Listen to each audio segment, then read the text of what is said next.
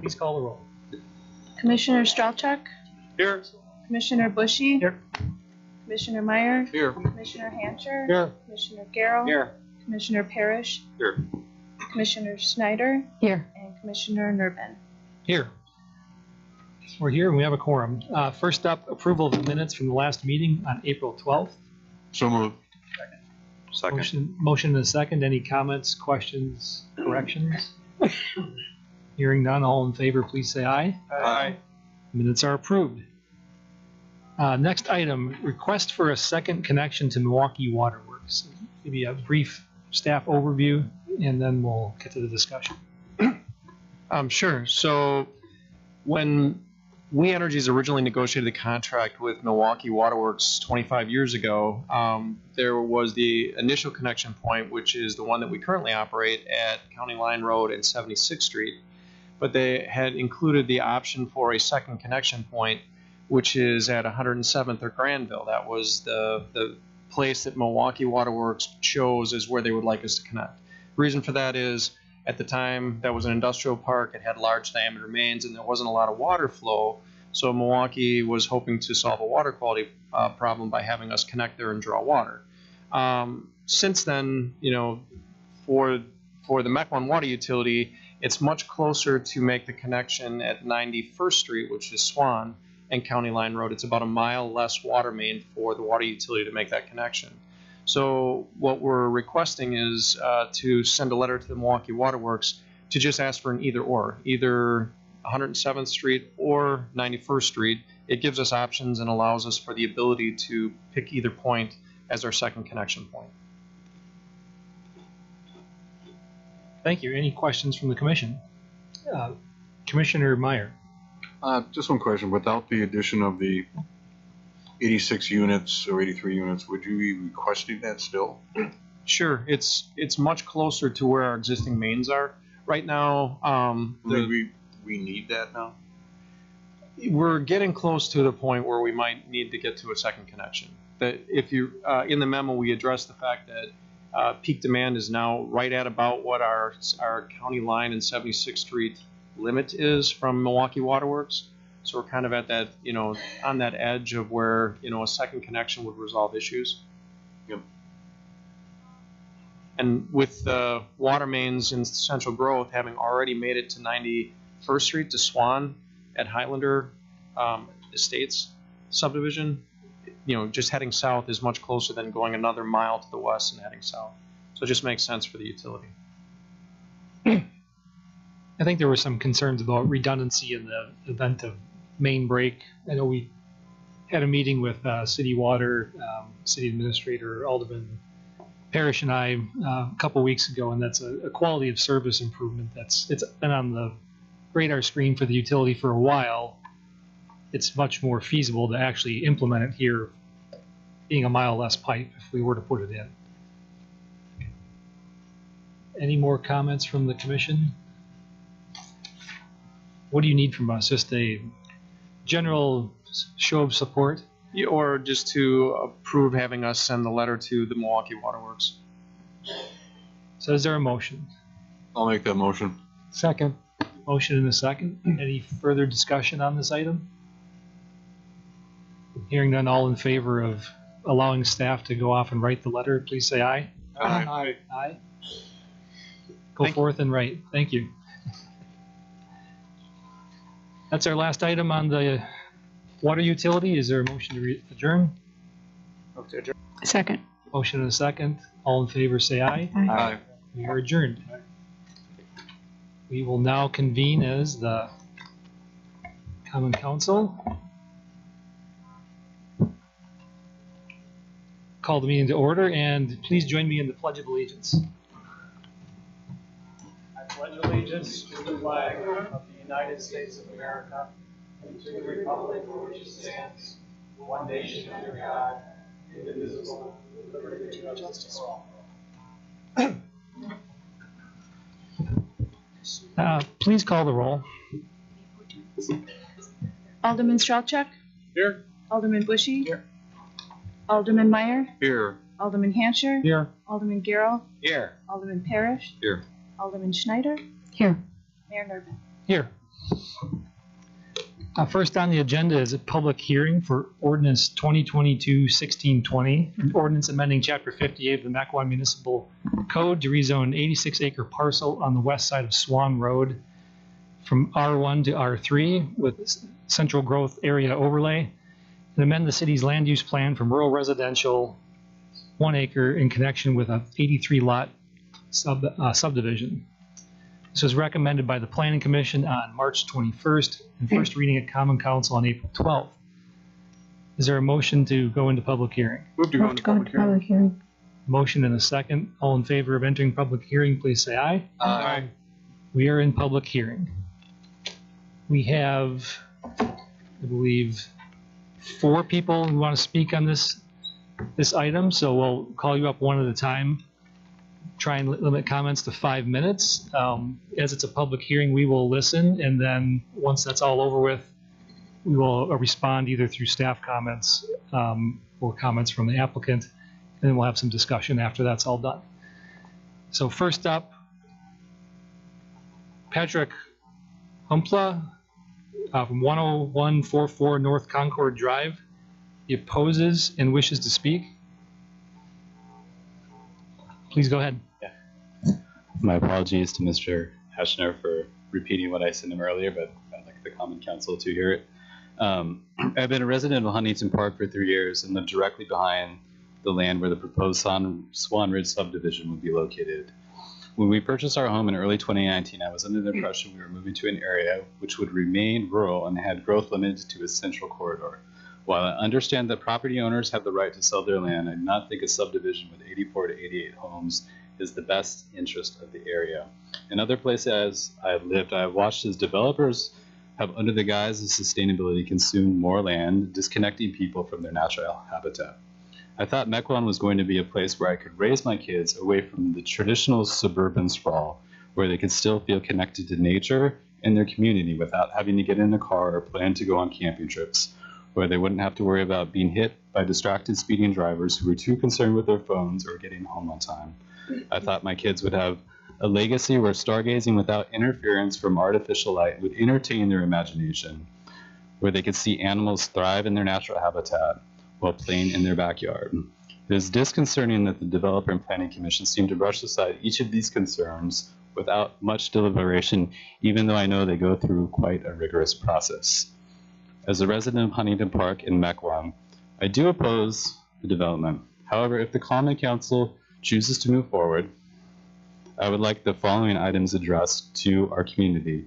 Reduction in the number of lots, interference from natural lights, including street lights, walking paths and bike trails that connect us to other communities in the area, proper traffic controls and signage in our Huntington Park, ingress and egress from our neighborhood, fences around retention ponds, which I didn't see in the plan, but I may have overlooked. Excuse me, green spaces and maintenance of natural spaces, and connections to the nature preserve, allowing people and animals to safely avoid traffic. That is all I have to say. Thank you for your time. Thank you. The next card is from Vicky Oberdorf. She opposes but does not wish to speak. Next is Kyle Oberdorf, 10022 North Concord Drive, opposes and wishes to speak. Good evening, and thank you very much for letting us be here tonight and speak about the proposed subdivision that's going to be hopefully not happening behind us. I've been a resident here at Huntington Park for the past 28 years. I heard about this a few months back that this is going to happen. I figured someday it may happen, and I guess it's going to be that point where it might. I'm hoping it's not, and some reasons why I'm going to give you tonight. Part of that is that this will be the 7th subdivision from our subdivision that is going to be built or proposed to be built, which is just crazy. Our green space, I know, Mary, you're all for the green space, right? That everybody likes Mequon because we came here because we're in a rural area. You know, little by little, our rural area is going bye-bye. It is. It's going away. The subdivision that's proposed behind us here is something where someone's got land, they're going to do something with it to sell it, yes, but there's always got to be a subdivision. But this will be the 7th one that's going in. I have problems with that, as my family does also, but I have other questions and concerns also with that subdivision. In the subdivision too, they talked about putting some roads in. One would be on Fox Kirk and one on Huntington Drive. One on Fox Kirk is no more than 100 feet from my house. So if that does happen, it's going to be stop and start traffic all day long. We're going to get cement trucks, dump trucks, trade trucks, everything that's going to be going through the subdivision in the next years to come. This is not just like we're going to put the subdivision and it's going to be done and the trucks stop. We're going to get all the debris, we're going to get the mud, we're going to get the stones, we're going to get all that through that subdivision coming through ours. So what I'm here tonight is if these 2 streets are proposed or looking to be done, what I'm looking to ask is please to hear if we can somehow put maybe bike paths in or walking paths in, that would be terrific. Because you have a couple of subdivisions that's not far from us, one being Brighton Ridge. Brighton Ridge, connecting to Knightsbridge, does not have a road going through there. There's one bike path, one road, one bike path going through a walking path. The enclave that was just built, just got done. There's no connection there either.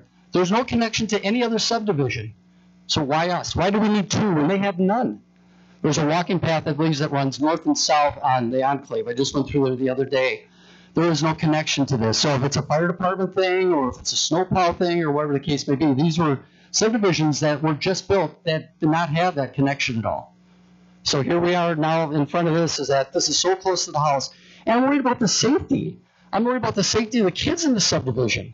I mean, they're going to be contesting with trucks and cars, and I mean, this is going to go on for a while. So that it's going to be coming through back and forth all the time. And it's the noise pollution too.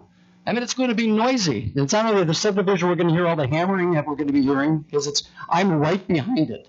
So I'm on Concord Drive. My backyard backs up to the subdivision, the proposed subdivision.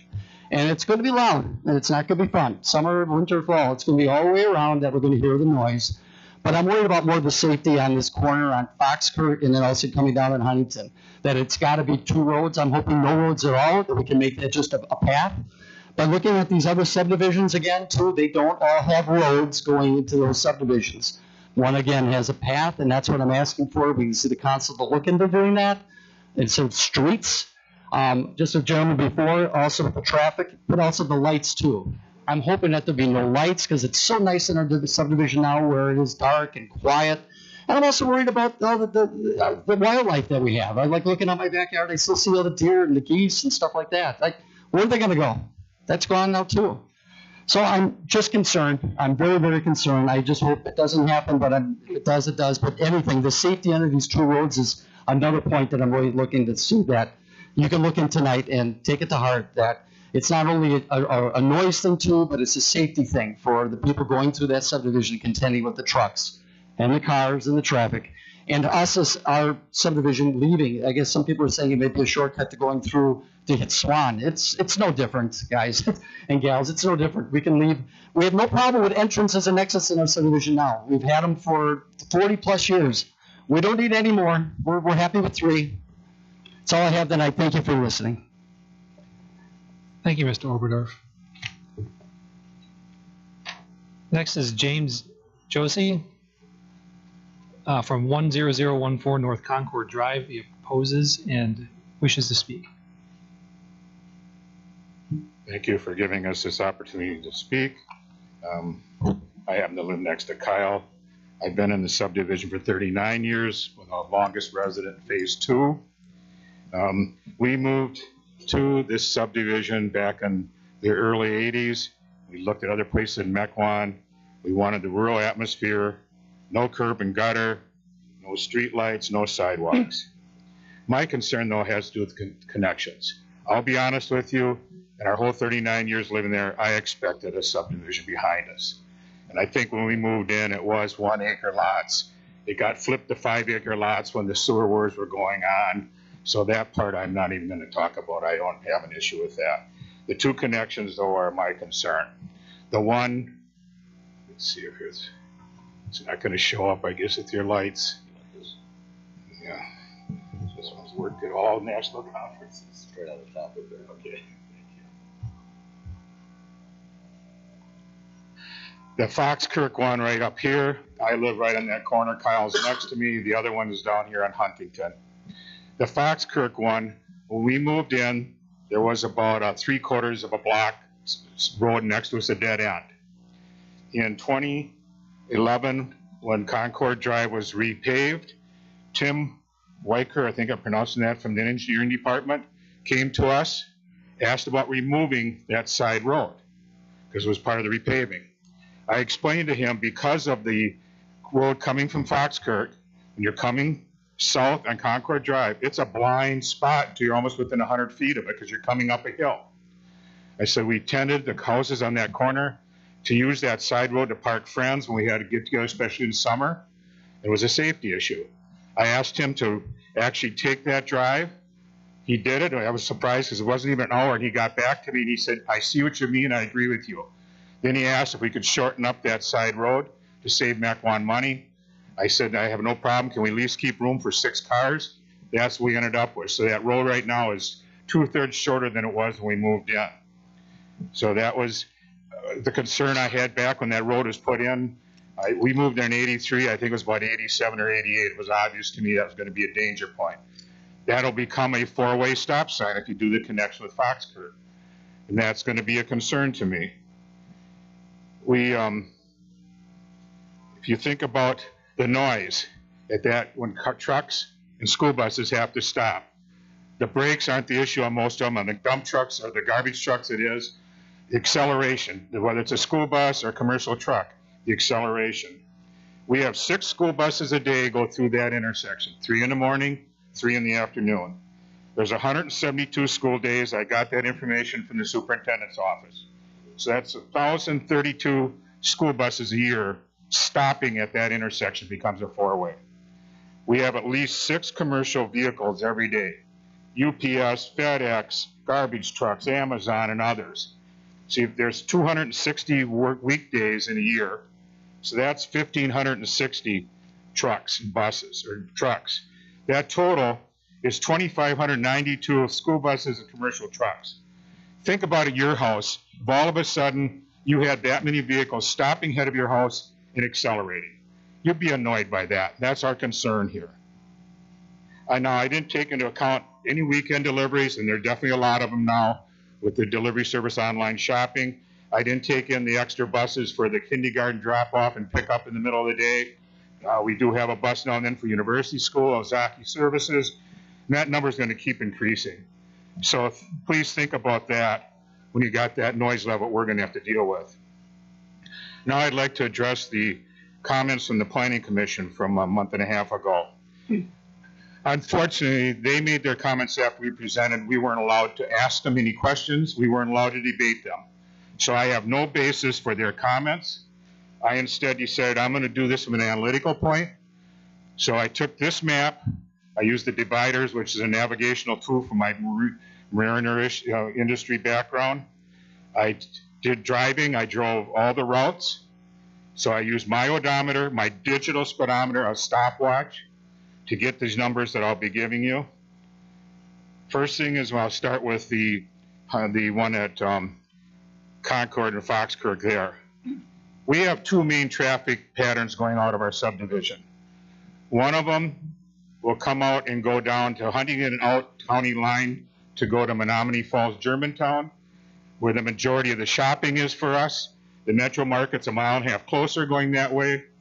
We have the Target, Walmart, Costco, Fleet Farm, Menards, Home Depot, all those stores. Only the grocery stores you can go the other way for. So a lot of people from Swan Ridge are going to find that out. To go the other way, which would mean coming through here and going to the corner of Swan and Donges Bay, which is our other major traffic pattern, that's related to the schools, the shopping in Mequon, the boutique stores, all the restaurants. So those are our 2 main directions. So the people from Swan Ridge that would come through, and it's going to be mainly this group up here, that would come through next to our house, they can save maybe about a mile, a 1/2 mile to 3/4 of a mile.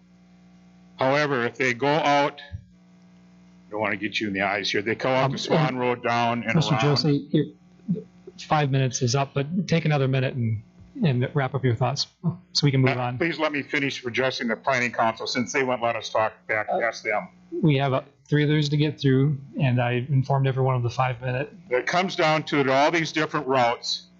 The time, whether they go through us or we go through them, are seconds. There's no need for any of those connections. The people that bought their homes, 252 homes in Huntington Park, as Kyle already mentioned, we knew what we were getting for exits and entrances. For the people buying in Swan Ridge Farms, they're going to be able to see those. They're going to make their decision knowing there's the ones on Swan Road. There's no reason for those connections. They also talked about snow removal, the Planning Commission. Obviously, they don't know the snow removal paths to our subdivision. For 39 years, I've been out blowing snow for a couple hours every morning. They do several driveways. The paths come through from the north end. They do the west side of ours, which is not on here. Then they come Concord, do Huntington, come back up Concord, and they come out on Swan. If they've got to do the cross at Foxkirk or at Huntington, they're going to turn around. They're not going to go through, do half our subdivision, then go do another subdivision and come back. I haven't driven a snowplow since the 1960s, and they weren't this size. But backing up and turning around are dangerous points. So I don't see how that works for the snowplows. My last comment will be, even though I can't get to the things I'd like to, unrelated to this is the curb and gutter in Swan Ridge Farms. The pollution that creates is something you need to think about. All the road salt that gets dumped on those roads, when the spring rains come, it's right into the sewer system and into Lake Michigan. I happen to serve in a water council for Lake Winnebago system. Road salt and fertilizer runoff are 2 of the biggest challenges we got. I know the new subdivisions north of us have the curb and gutter. Yeah, it looks nice. That is a big pollution. You've got to stop putting curb and gutter in these farm field subdivisions. Curb and gutter has a place when it's water runoff and safety. There's no way in this subdivision there's anything to do with safety with water runoff. I'd like to go longer, but I will respect the time. Thank you. Thank you, Mr. Josie. Next up is Tim and Lynn Bruskowitz. Sorry if I messed that up. 10036 North Concord Drive. They oppose and do not wish to speak. Next we have Bruce Barnes, 9615 West Huntington Drive. He supports and wishes to speak. Good evening, and yes, I support the proposed development. My wife and I have lived at 9615 West Huntington Drive for 30 years now, and simply anticipated there would be a development, residential development in that area, akin to what's shown there with the local street connections. So without getting into details and so forth, just wanted to indicate consent with the proposed plan. One thing that I did want to point out is, and this is where I'm coming at, is my professional background being in traffic engineering. I'd heard, I have no objections with the local street connections and so forth, but I had heard proposed ideas of adding stop signs along the connections say at Huntington and Concord. Sounds like a neat idea, but in my professional experience, I think that it would be inappropriate for putting stop signs there, in that I would be very concerned about residents abiding by the stop signs over time. It's very easy flow, and the traffic volumes are not that significant, even with all the new development and the things that have been mentioned here. Yes, there is traffic, and if a problem were to develop in the future, which I would be surprised by, but if it did, then it could be addressed separately. But I would not recommend placing stop signs at those intersections that would then be tended to disobeyed by residents over time. That's it. Thank you. Thank you, Mr. Barnes. I believe that concludes public comments. Is there anyone who didn't fill out a card that wishes to speak? I'll entertain that if they didn't. Seeing none, is there a motion to close public hearing? Move to close public hearing. Second. Motion and a second. All those in favor of closing public hearing, please say aye. Aye. Public hearing's closed. So we'll now take up this ordinance, and not make everyone wait, which has been our typical practice lately. Staff, a quick overview and maybe to address some of the comments you heard in the public hearing. Sure. I guess first I'll address some of the changes that were made since the Planning Commission meeting. There was a number of conditions placed on the approval at Planning Commission, and this plan basically reflects a majority of those changes. One of the things the Planning Commission wanted was the sidewalk location at this entrance to line up with the nature preserve parking lot. We also recommended that this sidewalk extend all the way up to the top here and then cut across and then make a loop to the tot area, as well as come across here and then come down through here. And then one of the things that we recommended, but they didn't do, I think it's because the numbering changed, but there's a gap between the sidewalk that starts here, it stops right here. So we're just asking for that sidewalk to connect. So there's basically a full loop around. There was another condition added that required 110 foot average lot width. So that changed the configuration a bit. We did check these before to make sure they all comply. There's one lot right here that does not comply. I think they can move these lots back a little bit and make it comply, but this lot currently doesn't comply. So we'll have to address that if it gets approved at the preliminary plat stage. So overall, they made the other changes. The open space actually went up a little bit from the Planning Commission approval because they eliminated a large lot that was located in this area here that was been removed now. So the open space overall went up by about a percent. In terms of the comments made, some of them are engineering, some are planning related, some are both. I guess the biggest issue is the road connections. Again, staff always advocates for road connections. And in fact, in our R1 conservation design, we actually required them as part of the conservation subdivision in an R1 zoning district, which is not unless it was denied, and they did come back eventually for a 5-acre conservation design. Those connections are mandated. There was mention of a couple other subdivisions. The gentleman was correct. Brighton Ridge and Knightsbridge do not connect. I believe at the time there was neighborhood opposition against the connections, and they did not get connected. Enclave actually does connect. There's actually 2 phases of Enclave, the older phase and the current phase that's being built right now. The middle Enclave connects to Highlander, which connects to Knightsbridge, connects to Swan, and then it'll also connect to the undeveloped land to the north. The second phase of Enclave, which is under construction right now, will eventually connect to the first phase of Enclave backed by the high transmission lines, and will also connect to Donges Bay when there's a 12-acre subdivision that gets developed there as well. So when we plan those subdivisions out, we required all the connections to be made to existing subdivisions. And as the gentleman stated, there's a number of reasons why we require the connections other than just connecting neighborhoods. From a snow plowing aspect, which Kristen can address, also for school bus routes and for emergency services, we feel that the connections are supported and appropriate for these types of developments. There was some questions about lighting. Again, this is that concept plan. There's nothing been proposed. If there is a lighting plan requested, to be at the time of a preliminary plat. We don't typically see lighting in subdivisions other than just the typical street light, and that we have requirements on how bright those can be. So, but we would address that issue at preliminary plat. There were some questions about retaining wall fence. I guess I'll let Kristen address that. And then the Planning Commission did talk a little bit about traffic impact, and they felt that traffic would probably actually increase through this subdivision for the residents of Huntington Park versus going the other direction. They didn't feel there would be a lot of traffic going from this new subdivision into Huntington Park. And one of the options we did present was a potential traffic impact analysis. They didn't feel it was necessary because they felt that most of the traffic would go through this development to get to Swan and then further points east or to the nature preserve. Other than that, I believe most of the issues were engineering related, so I'll let Kristen address those. One would be to address the fences surrounding the ponds. We typically don't allow them because we need to have unrestricted access, but ponds are constructed with safety shelves. So unlike some other facilities, there is some safety built in with the actual design.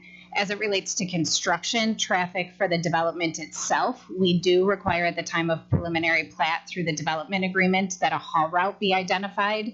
We would not permit for it to include Huntington Park roads, so all of the construction traffic for the development itself would be routed through other roads. That, of course, doesn't prohibit the home construction itself, but would address the majority of the movement.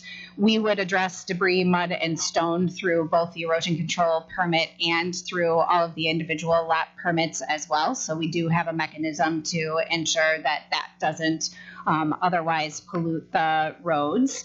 As it relates to the concern of the curb and gutter, we do have a stormwater ordinance that would otherwise require them to address the standards for using curb and gutter instead of open ditches as a part of that, which is part of why they have the ponds included as otherwise shown. But that stormwater management plan is also addressed at the time of preliminary plan. Thank you. Anything to add from the applicant's point of view? Good evening. I'm Joe Bukovic with Point Real Estate, and Mike Carrick is with me from Carrick Homes, and he's also the developer on the project. From the streetlight standpoint, we are not proposing streetlights, maybe at the two entrances off of Swan, but not internally within the neighborhood. And natural habitat, going to the R1 with the CGA overlay allows us to preserve over 30% of the open space from the site, and we're preserving all the natural wooded areas and the wetlands on the site to help to that end goal.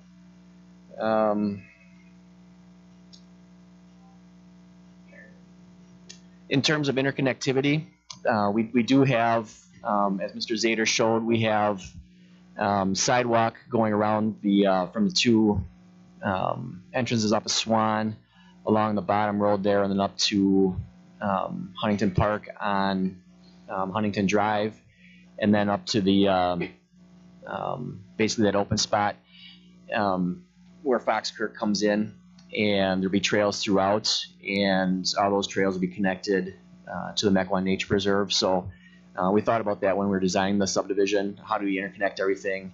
How do people in the south get to visit people in the north? Can they get to the nature preserve? That kind of stuff. So that's all included in the design. And for curb and gutter, there's a mixture of curb and gutter and ditch sections to kind of blend into the neighborhood to the west.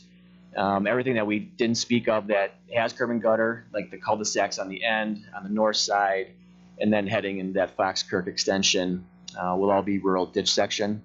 To kind of blend the two neighborhoods a little bit more.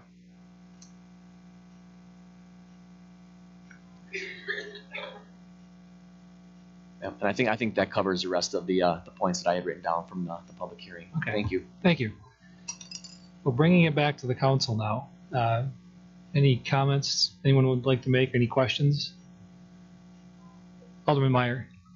Well, I'm not a fan of increasing or changing the zoning from 5 acres.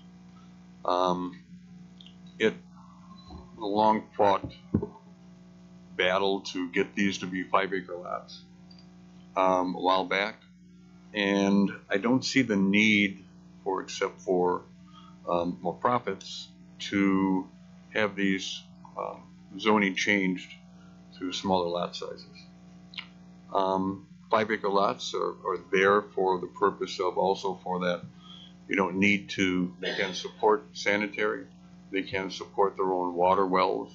You don't have to expand those systems in order to do that. They are very capable of doing that, and they're very capable of even doing that on smaller lots to having that. But 5 acres is the appropriate amount for it that in the past we have taken a look at, and that's what is approved for. I'm very concerned about the connections going into Huntington Park. I don't see the overall dramatic need to have that done. The residents do have concerns. I do have concerns with that also. Those can be changed, those can be not be connected inside there, or we can do like we have done in a couple other subdivisions where in case of an emergency situation, you would have a road there, but it is blocked off with a break barrier inside there for it. It's supposed to be like a conservation subdivision for it. It's kind of pushing the envelope of what the definition of a conservation subdivision is, because normally it's a lot of land surrounding through a grouping of homes in the middle of it. This is really kind of pushing the envelope on it. And one of the major things that I see inside of it is the fact that we got 2 boulevard entrances, looking like boulevard entrances inside here. And if you take a look, lots 83, 113, and 14, which are the ones right connected to the beginning of that, those 3 there, it looks like those are just kind of shoved inside there because there's extra space inside. They put an extra lot in there. And a matter of fact, you know, this is not, when you're looking at that, it's not going to have a clean, nice look going into the subdivision for it, as a conservation subdivision should be. Is both of those are right, most of those are right up against the road. And in fact, 2 of those, and both of those that are on the south side of that, the residents, and you can quote me if I'm wrong, the residents that get even into those are going to have to make U-turns to get in on the back of that boulevard to get into the, if they're approaching in from Swan. So I think the positioning of those 4 lots right there are just bad position for that entranceway for the subdivision. I'll make some motions later on, but I'll wait to hear some other stuff. Any comments from anyone else? Alderman Hancher. Director Lundin, what's your opinion about the stop signs? If the connection is Foxkirk and Huntington Drive? Similar to Mr. Barnes, I'd certainly want to look at the warrants. We know that stop signs aren't a means of speed control, and we'd really want to look at the volume of traffic. We can certainly model it for, or require the developer to model it for post-construction, but as they are public roads, we always have the right to evaluate intersections to otherwise determine if they meet the warrants for stop signs. Okay. I live in this subdivision, Huntington Park. I've been there for over 30 years, and I am directly affected. My backyard faces the farm. So when I bought the house, I knew that someday that would be developed. And even the real estate said, walked me by and said, you see that street there? That possibly could be a road. So I already knew that that's a possibility. Now this development, early on I met with the real estate person, the developer, and he went through everything with me, and we had a couple of talks, and I also went to meetings with the city staff. So this is not something that I just looked at and not took the time and effort into examining everything. I met with the director of the Mequon Nature Preserve directly, and then I had city staff meet with them to make sure that the Mequon Nature Preserve is not negatively impacted on it. And I talked to her actually this week, and she said after the meeting with Christine and Director Lundin and Mr. Zader that she was very satisfied with the process of how the subdivision will be developed, because of they have to get approval by the DNR and the MMSD. So I talked to her. I talked to the fire and the police department. I talked to the chiefs of both of those departments. I said, having connections, do they have any negative impact on the subdivision? Their response was no. It's a matter of adjusting to the connections. Comments about connected to nature. Huntington Park is surrounded by woods. The southern part is all woods. We even have a nature walk trail in our subdivision. And to the west there's woods, and there's wooded areas in the subdivision. So I don't see that as being a problem. I see animals are striving in those woods, so I don't think that would be an issue. I do believe that having the road connections is a positive because of the fact of, number one, you're going to have families there with school children and bus service. And also you're going to have emergency service. You are also going to have street snow removal. So to me, that would be something that I would support. As we talked about the lights, I'm pretty sure that it's not going to change. It's going to be similar to what we have here. I know a lot of people don't like change, and I know they have concerns, and I agree. I recognize that. But there's also, I got a lot of responses of people that want the connection. I have a couple emails here that want the connection. The same person on Foxkirk, I talked to the person that's across the street from Mr. Josie about the connection. She didn't have a problem with it. In fact, she wanted a four-way stop. That's why I asked. Oops, excuse me. That's why I asked about that. I want to make sure if it's justified or not. I'm not an expert at that. To you. Years ago, they wanted to put a soccer field.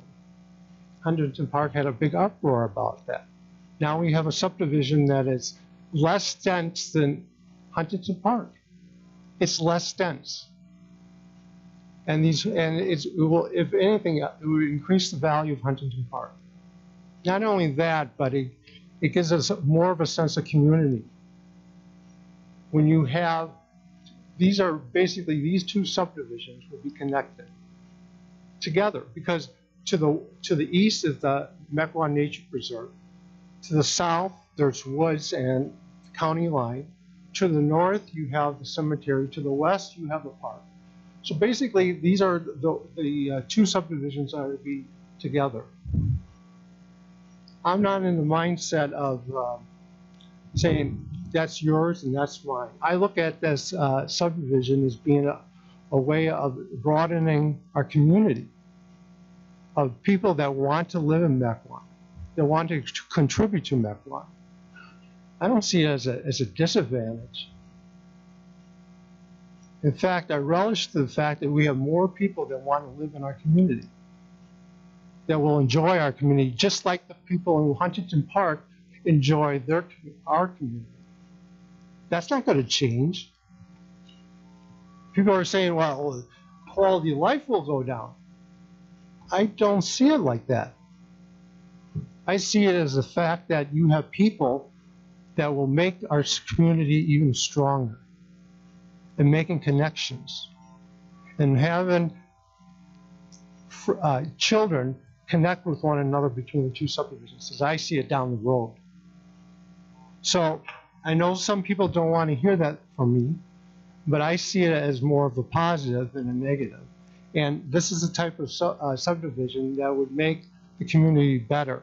Because the alternative is, it could be a development that would not be so inviting. And I am directly affected by this. I'm only one house away from Foxkirk.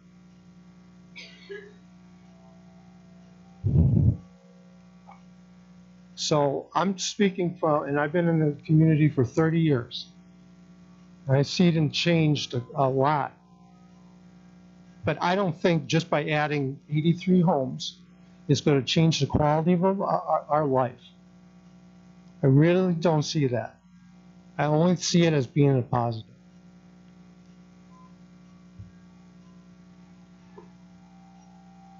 Is that a motion, Alderman Hansher? Yes, it's a motion to approve ordinance 2022-1620. We have a motion. I just had a question before that. Alderwoman Schneider's got a question. This is just a small point, but taking into consideration Alderman Meyer's concern that there didn't seem there was a lot of green buffer.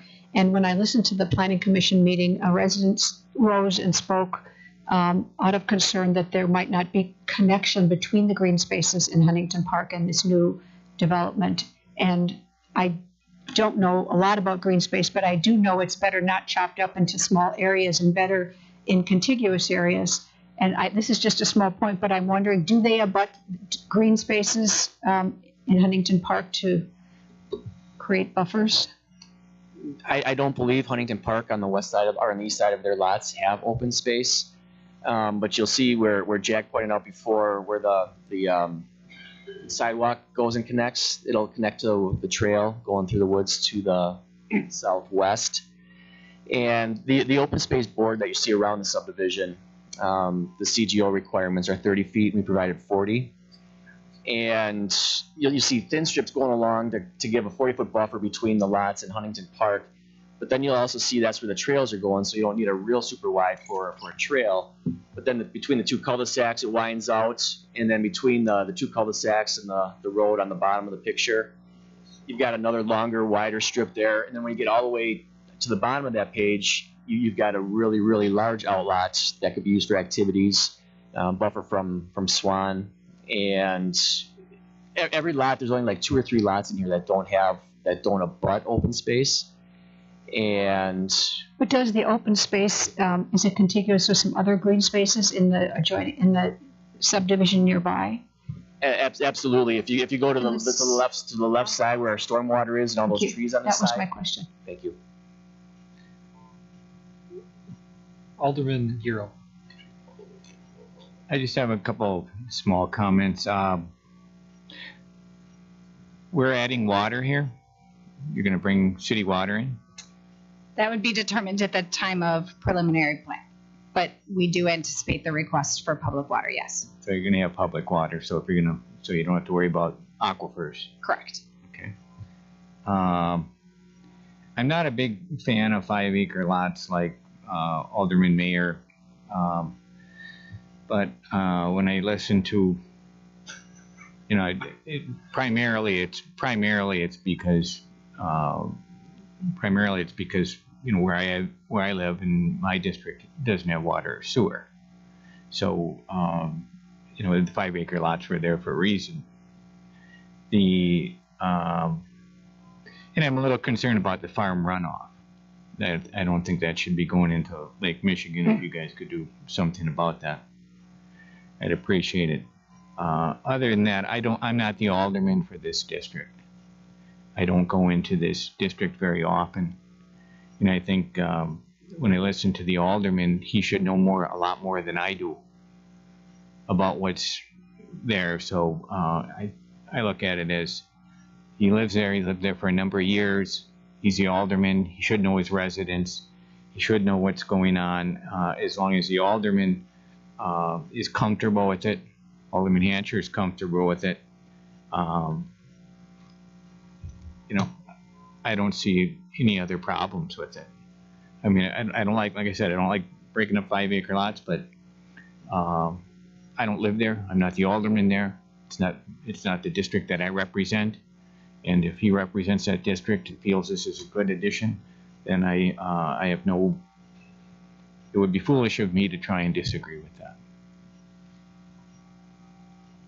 Alderman Parrish. Not to perpetually continue this conversation, I just thought Alderman Hancher's points was a very thorough analysis and helped kind of get me to voting yes this evening in a moment. And mostly coming into this meeting, we always talk about land use and respecting the land use plan. And when you look at the land use plan around the site, I don't believe there's been any sort of contract, so to speak, to preserve this kind of unwritten contract to preserve this land, this 5 acres. In fact, I think that ship sailed, 10 years ago when we decided to make this a central growth area and we approved the rest of the subdivisions in this area. And furthermore, if the stub out for the road connections has been there for 20, 30 years, and I presume there's been a road reservation recorded on. It's actually right away. It's actually city right away. It's just been very. It's so hard to. I really sympathize with the homeowners, and I assure you that the rest of the aldermen up here do here too. But I don't feel like we're doing anything inconsistent. In fact, I think we're being very consistent, and this reflects a good development. So I just wanted the residents to know that they were heard, and we're voting our conscience here. So thank you. Is that a second? Yeah, for sure. Second. Motion and a second. Okay. Alderman Stralchuk. Yeah, I just wanted to wait and hear what everyone had to say. Was traveling for that planning commission meeting, so I apologize to the residents for being out of town for this one. Kristen, I got a couple quick questions, and then I'll just give a little background for the residents so that they know where my thought process is coming from. What's the reason from switching from 5 to 1? Is it just identified as central growth, or like, can you talk just through that for the residents? Oh, but Jack. Probably Jack, sorry, Jack. Well, we Looking at Kristen, you were smiling, and We discussed this at planning commission, and the planning commission felt that going from a 3/4 to a 5-acre zoning was an abrupt transition, and they felt going from this 3/4 to 1 acre was a more appropriate transition, and it did match what we've done in the rest of central growth, which Alderman Parrish talked about. So they felt that that was the appropriate land use for this portion of it, and because stubs were already shown there, it was anticipated years ago that this would be developed at something other than 5 acres. And the other issue I think they felt was strongly about is the fact that there is the opportunity, as Alderman Guerrero said, there for sewer and water in this location versus other areas to the west and north that there is no sewer and water availability. And then confirming what Alderman Myers said about the 4 lots that are in the boulevard, I absolutely hate that. Yeah, it's not optimal. We kind of ran into this a little bit with Enclave, and what we ended up doing is we ended up having a restriction on driveway location so that there would not be a U-turn required. And so we make a restriction, and I can blow that up a little bit for you if you want. So we restrict the driveway to be the furthest west, so that if they're entering this lot here, it would be in this location, so they could still come up and go this way. And the same with this one here, so they could exit, go this way. Again, this is part of this. They're asking for the CG overlay requirements, and this meets the requirements, the same requirements we did in Enclave and Highlander. I mean, we do have options if you don't really like the way this is set up still. We could have them shift maybe some of this open space up a little bit to bring those lots, or you could ask for reduction in that island that's in the land development spec, so that we could eliminate or even waive this requirement for that, or shrink down that island a little bit. But that is part of our land development spec that is required. We've got a motion and a second. I just asked that the 2 people that made that motion just, address a condition to be determined by staff to address Alderman Myers' concerns. Just to give you a little framework on, about me. I'm from District 1, right? Jack still hasn't told me what percentage of the city is District 1. You do? 41%. So I have 41% of the city under in my district, and it's kind of exciting. Most of my district is very rural, which is why I have such a large land area, and preserving 5-acre parcels for me is very important. If I would make a decision to shift from a 5-acre parcel to a smaller parcel, as in Alderman Guerero's district, when I debated that point over there, I look at what's next to it. I look at what the intended surrounding uses of the area are. Being central growth, are there utilities that are available to go in and go out? I heard the one gentleman mention 1987. That was the year I graduated high school. So I've lived in here K through 12. The first subdivision that I moved into was on Maple Crest Lane, and we had River Forest Drive just to the west, and there was nothing to the east of me. About a year or 2 after moving in, I was sad to see the field that I played in and made forts in and enjoyed that aspect of nature. There were pheasants and everything else turn into homes. I couldn't even hit a baseball in that direction without hitting a house. So I feel your concern for the change. I'd like to address the road stub. If there's a road stub that's next to your house, it's intended to connect to a subdivision, period. That's usually what that's for. I don't see a ton of traffic traveling between the two. I see them exiting on the faster roads that aren't 25 miles an hour through subdivisions. I see that as being a standard traffic pattern, and I would look to Kristen to address any speed issues or any speed concerns with the resident, Alderman Hansher, who I feel has got a really good pulse on what's going on with his neighbors. The conservation subdivision is designed to preserve open space and areas of enjoyment and not have lots spread out through the entire parcel. It's designed to preserve the treat areas. It's designed to have buffers against other subdivisions, and I'm seeing a portion of it here. If I was at Planning Commission, I would object to a few of the lots backing up against Huntington Park, but I'm seeing tree line there and everything else. I would be looking for, some greater buffer there, but I do like the fact that there's a sidewalk connection, which is also addressing the public's concern here. I'm still on the fence as to which way I would be voting on this. I don't like the fact that it's switching from 5 acre to 1 acre. I think that as a city, we owe it to our residents to know to communicate what's going on based on that zoning next to them. It was the policy previously when I came into office that, if somebody came forward with something that was reasonable, we would take that under consideration, and we wouldn't be as broad reaching with, overlaying zoning. I like the fact that we've moved in recent years to a more clear plan, a more clear communication, but in situations like this, I'm seeing that there are slight differences in the property where this would be considered. I too feel for you residents who are going to have a subdivision at some level go in. If it was 5 acres or if it was, the 1 acre, my anticipation is that the road spurs would be used. There would just be less houses. I've heard you. I want to vote in your favor. I don't know if it's the right thing for the city, but if there's any additional discussion based on my long-winded, I see Alderman Parrish. I like talking before Alderman Parrish because I value his insight as somebody in real estate after I speak. So I'm looking forward to listening a little bit more and then making a decision. But for the residents that didn't feel that they were listened to at Planning Commission, I assure you that you have been here tonight. I know Alderman Hansher is very concerned about this, and he's very concerned about you. And we've listened to you this evening. Thank you.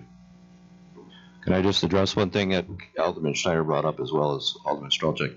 It doesn't show on this map, but there is an outlot to the rear of Huntington Park. It's not a square. It's like basically 25 to 30 feet, and it kind of runs this entire length. So they actually have an outlot and an outlet. So between the two, there's about a 70-foot width of outlot area between the two subdivisions. So to address your comment, there is connection between those open spaces. Those lots don't go all the way to the property line. That I like to see. Thank you. And Alderman Parrish. thank you, Mayor. Just to clarify what we're voting on tonight, simply adjusting the land use plan and concept review. So by all means, there's plenty of time there's no need to modify the motion, right? Unless there's other conditions you want to make. I like what Alderman Mayer said about, maybe we could tweak the roads a little bit here and there. This is all about land use. Correct? Well, it's zoning and land use and a concept plan. So you're approving you would be approving the change to R3 with the CGA overlay. And that concept plan can be tweaked as we get to the preliminary plat stage. And, as long as it is consistent, and again, that's eye of the beholder a little bit, but if they can make minor tweaks to it as they get ready for their preliminary plat. Now, if there's specific things you'd want us to address as part of that preliminary plat, then I would add those as conditions of approval. And then we could work with the developer to try to address those conditions. But what we're approving is a concept plan and the rezoning and the land use plan amendment. Okay. I'm going to leave it as is because I feel like pushing that lot, trying to get more buffer between the road, is going to just push everything in and condense everything more within the development. So while we don't prefer the 4 lots by the road, I think it's probably makes sense from a spacing perspective. So I'm fine with the motion as is. Thank you. Alderman Boucher. Thank you. I have to first appreciate that the residents have come in and voiced a lot of concerns that that hopefully will be addressed in one manner or another, given that something is going in here. And I also have to echo what Alderman Parrish said concerning some of the issues initially with coming in, or Alderman Mayer. But I agree with Alderman Hansher for the points that you brought up, and definitely in support of moving forward. Is there any further discussion? Alderman Meyer. I'd like to make a motion, in addition, an amendment to the motion for that city staff to work on redesigning the entrances and including lots 83, 1, 13, and 14 to address those issues there for those lots in that turnaround area. I'll second that. And just to further with that, I mean, I don't know how, because I haven't seen any concepts on how the homes are going to look. What I mean is that, you know, are the garages going to be in the front? Are they going to be in the side? That's going to be a big determination on how those 4 lots inside there get laid out too. On that, because if you can say, yeah, you can push them all to the west, but where's the garage going to be for that particular layout for it? Well, that's where I think they'd have to design the layout based on that lot instead of trying to fit a house that maybe doesn't fit on there. But we can work with them on that. I mean, they still have to meet all the other requirements of the CGA. So if you want, it'd be nice to have a quantitative distance maybe of how far we want that to be off that intersection. It'd be helpful for us to know. I mean, right now it looks like they're about 40 to 45 feet on the one side. Did I understand the amendment correctly, that it's just to resolve the issue with the U-turning, no matter how it happens? Well, it was kind of a general direction to have staff working out. Staff is going to work with, presumably staff will work with the developer on that to come up with a solution on that and bring that for us. I mean, because we still have the other levels. That would come back at the preliminary plat We still have levels later, to yeah. approve it at, yeah. We're not going to forget about it. Yeah, it'll come back Yeah. in the next few months.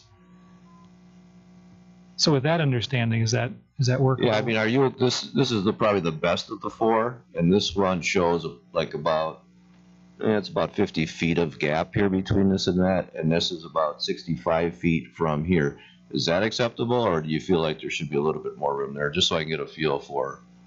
Well, I think it should be pushed up a little bit more. A little more than that even? So about 75 feet? I mean, unless you're right at the end of the lot line of where that house is, where are you going to make that turn into that? Well, you have here about, from the edge of here to here, I believe it's 44 feet. So that's a pretty decent distance, but we could make that. But I mean, where the footprint of the home is, or supposedly where it's going to be. Well, we would, under the preliminary plat, restrict the driveway access to be in this location, so that they would have to design the house so that they're coming in here. So that's, again, where I'd say they wouldn't be able to just put any spec on there. They're going to have to build a house on there that's going to fit that condition. But my question is that 65 gap here enough, or should we push to try to maybe get 75 feet to get a little bit more room on that? I'd like to push a little more, so there'd be a little more room. Okay, yeah, I think we can work with that. So that was a motion and a second on the amendment. Let's take that up real quickly. All those in favor of that amendment, please say aye. Aye. Okay, so the amendment stands. Now on the main question for the rezoning. Are there any further comments, or should we call the question? Call the question. I don't see any more comments and questions coming up. So let's call the roll on the motion to rezone. Alderman Strelchuk? No. Alderman Bushy? Aye. Alderman Meyer? No. Alderman Hancher? Aye. Alderman Garrell? Aye. Alderman Parrish? Aye. Alderman Schneider? Aye. 5-3. The motion passes. Thank you, everyone. Came to talk about this. We will now convene as a little bit of an unconventional thing here, but we will convene as the sewer utility district, just to break up the common council meeting a little bit. I think it's fair to let the record show that everyone who's here for the previous meeting is still here. So first on the agenda, approval of the minutes from April 12th. Second. All those in favor of the minutes? Oh, wait a minute. Any comments, corrections, questions? Hearing none, all those in favor of approving the minutes, please say aye. Aye. Minutes are approved. Resolutions. Resolution 3953, a resolution amending the boundary of the City of Mequon sanitary sewer area for the part of town we just talked about. I am, because I need. Staff, quickly.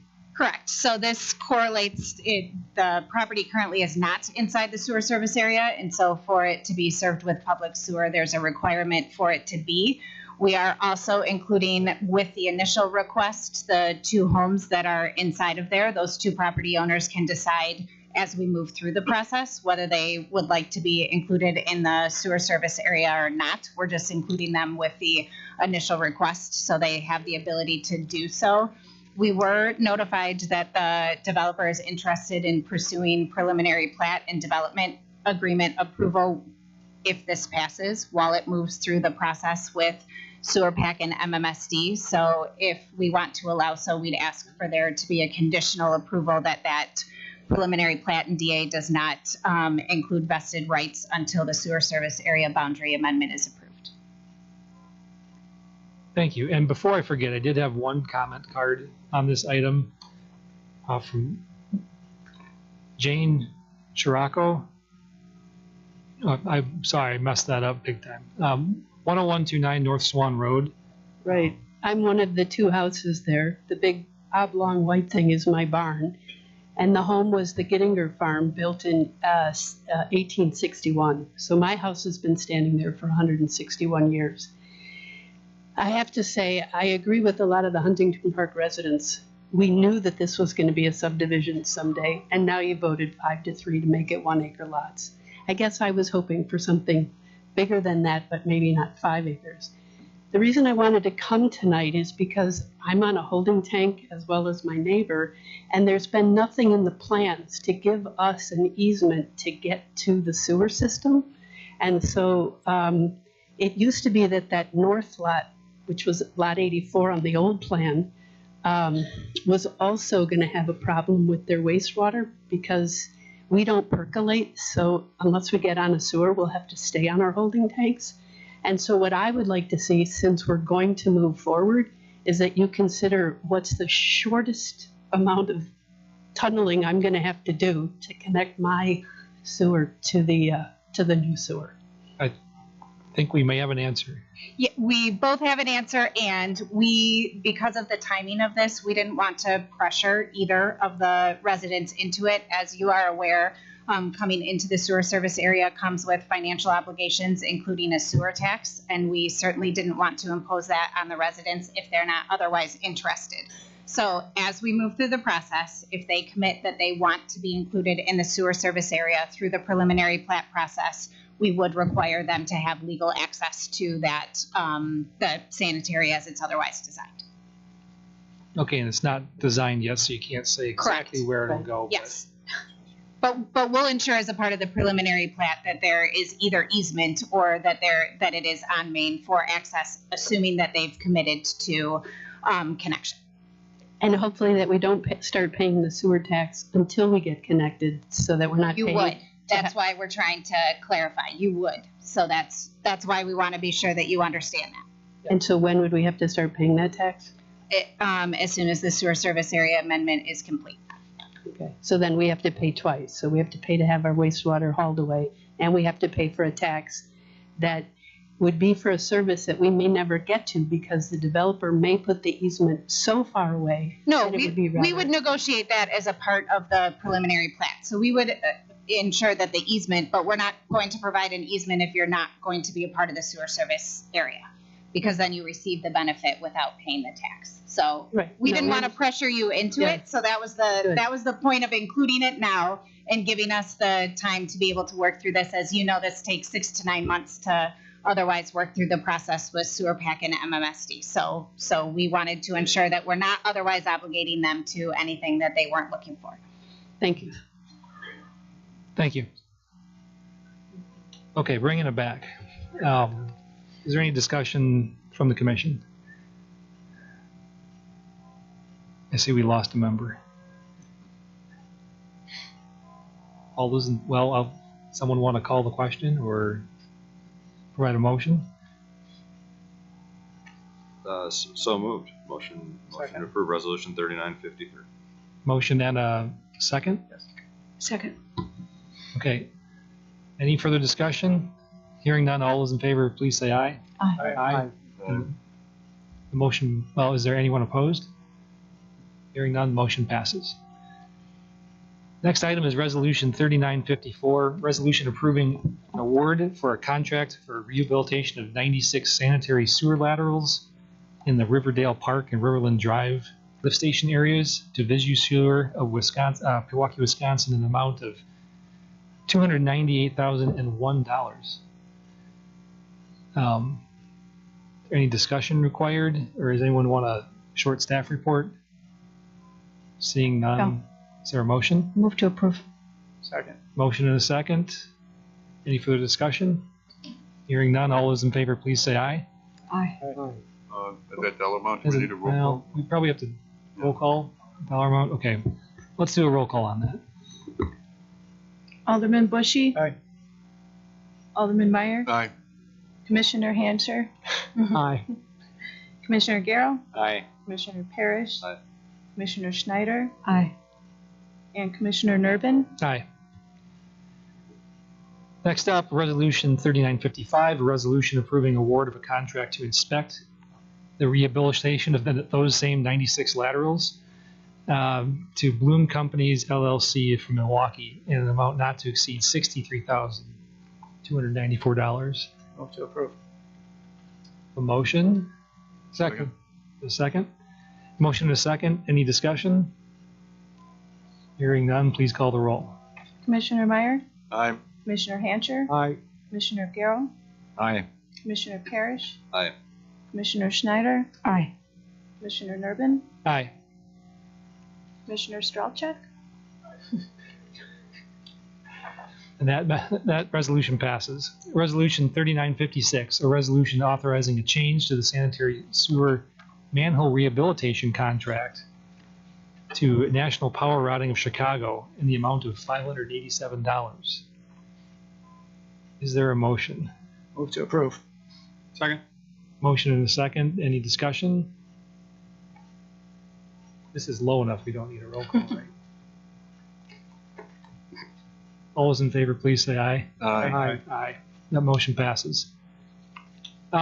Discussion item 4, consideration of a sanitary sewer refund clause. So maybe just a quick overview from staff, and then we'll bring it back for some discussion.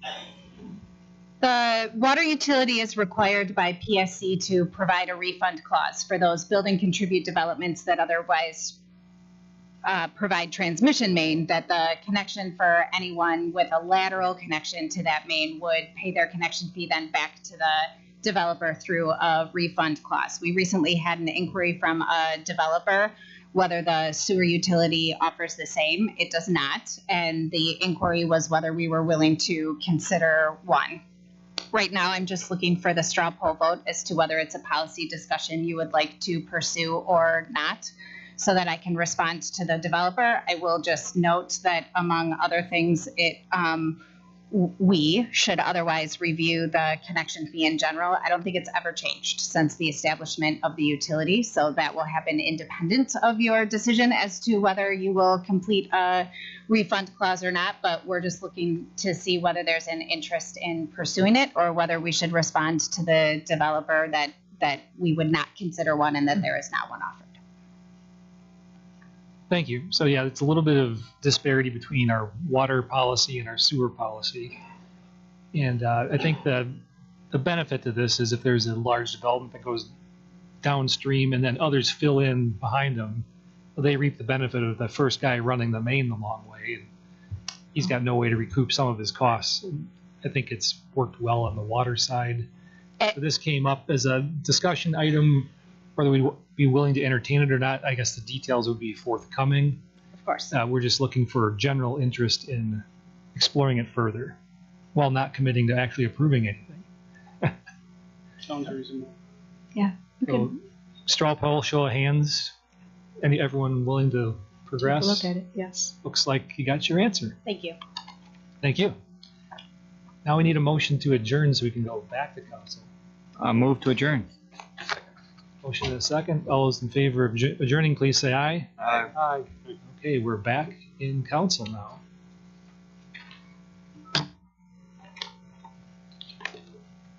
Okay, we're on item 7, personal appearances and public comment. So citizens wishing to address the common council on any matter not on the agenda may do so at this time. If you desire to be heard, please fill out a comment card. I think we've actually got a couple. Time limit is 5 minutes, and we'll go right into those who've signed up and then see if there's any more. So we've got Richard Nagel from 4815 West Donges Bay Road. Wishes to speak on quick trip concerns and safety issues. Good evening, everybody. Thank you very much. Sorry it was me coughing in the background. I didn't mean to interrupt your meeting. I'll try to keep this as brief as possible. I lived in this at 4815 West Donges Bay Road for 26 years now, and I originally gave support to Quick Trip. I was a single father going through divorce, and I committed to my kids to staying in the home that they were born in. Hans Zeitlow approached me from Quick Trip and basically said he had the ability to develop to the west and to the south of me. I granted support, not knowing originally that it was going to be a 24-hour station. And I had given original support. I continued with my support because the original station that was there was a very nice, small, friendly station. I want to say the issues have been ongoing for several years now. I'm going back at least 6 that I've been trying to go through the proper channels. I went to Quick Trip. I talked to them about some of my issues, which I'll address in a second. I got shut down. I've got emails going back to 2018, at least, not going into my archive folders talking about these issues with Ms. Tellefson. Nothing has been addressed. Nothing really has happened. I made the city assessor aware of issues going back to a 2016 email, the last time we had an assessment. I've included Alderman Hansher in recently, probably in the last year or so, on some of the issues. I want to first and foremost address the safety issues. And I'm sitting on the deck with my son last June, and a gunshot goes off. I'm sure you all are aware of that. We're having a barbecue, and the gunshot goes off. Shortly thereafter, the police tape comes up. Somewhere shortly thereafter, 5 squads are called to the police, or to the Quick Trip, for what appeared to be, or what was rumored to be, somebody with a gun in the station. Now, on April 20th, an armed robbery at 12:37 in the morning. I want to talk about some of the issues that I've been talking about for years. One is garbage overflow. The garbage flows westerly, southwesterly, predominant winds, has been blowing in my yard, in the trees, in the river. It goes in the retention pond. It comes through into the backyard. There's an easement for their overflow. Literally hung up. I've talked to Quick Trip about that. I've asked them to address it. If I've seemed a little bit edgy, I apologize. It's been a long 6-7 years. I've had managers come out and say, oh yeah, we're going to build a fence. And I point at the garbage in the trees and all over the place, and I'm talking mass amounts of trash, only to not have them address it by saying, we'll build a fence. There's no shelter at all from the traffic that's coming in off of Cedarburg Road. The lights are coming in, pointing back at the house. Everything has been cleared for them to build their station. I've been working, trying to get folks to address this, saying we're a target back there with all the increased traffic and the increased activity and the nefarious things that people are coming to the station for at all hours of the night. We're a target. I've been asking for a fence to be built. My boys were awakened by a fight at around 2:30 in the morning in the last 2-3 years. 2 ladies fighting in the middle of Green Bay Road. They had it on a Snapchat. I was trying to hopeful that my son still had it. And then right after that, they're at the edge of the driveway recording this. An intoxicated man comes down to the end of the road at the dead end. They said he bumped into the guardrail. They thought it was actually kind of funny. It's a little concerning to me. We have greatly increased night traffic coming to the end of the dead end. I've witnessed lewd acts at the end of the driveway, people parked there at the end of the night. If I'm coming home, high beams, or walking out with my cell phone flashlight, they generally will leave. The sheer amount of traffic all day long, parked all over the lot, trees, buses, delivery drivers. Dodges Bay is used often as an overflow for people there. There's a daycare on the corner, and the kids are walked up and down Dodges Bay often. They cannot contain their trash. I've suggested a large fence and some mature trees to catch the garbage. They reluctantly put up a 4-foot fence that was about 2 feet below grade, which provided nothing, and it didn't even span the whole back of the store. This is all going back. It's very, very well documented. The noise level has gotten to a point where it's just absolutely ridiculous in the middle of the night. The people coming and going at all hours of the night, the lights, the bass, the radio, the car alarms going off, the service vehicles, all hours of the night. I've called a couple times. I haven't gotten anywhere, so I stopped calling, but I've been offered a cup of coffee. People flying in and out of the station, very few waiting for the street signs, many more turnarounds at the dead end, people parking and sitting. The neighbors have had people drive through their yard. There's young children at the end of the road. My kids are now at the age where my son's coming home from Michigan State and transferring to Madison, and my other son's going to stay with me and go to UW Milwaukee. They've proven for years they cannot contain their trash and the nuisance. And now with all the safety concerns, it's an issue, and I wanted to make sure that I brought it to everybody's attention here so that it's formally on the record, because I've gotten nowhere in any of the talks and attempts to try to work through some of the city officials. Now, I will say, you guys did have a gentleman that retired here a while ago that was your code enforcement officer, who apparently wasn't seeing any problems, and all of a sudden Mr. Pinswer came on board and started issuing citations. So I'm grateful for that. I think he actually got out of his car, looked around, saw some of the things that were happening, and is taking action. So I'm very grateful. We're about a minute over. Just to... I guess what I'm asking for you guys to do is to shut them down at midnight. Shut them down at 11, open them up at 5.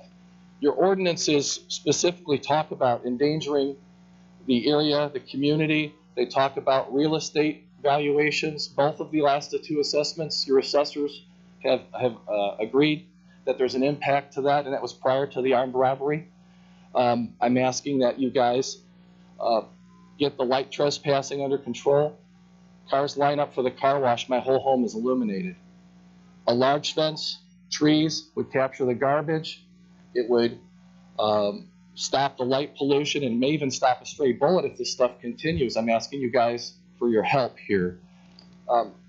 If you guys want any more information from me, Alderman Hancher has my number, Kim Tollefson has my number.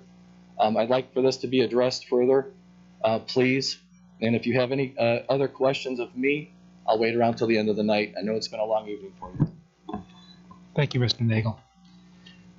Next we have Perry Robinson, 4811 West Dodges Bay Road. Also complaining about Quick Trip and wishes to speak. Good evening, and thank you for this opportunity to speak. My wife Sarah and I reside at 4811 West Dodges Bay Road and lived there for the last 7 years.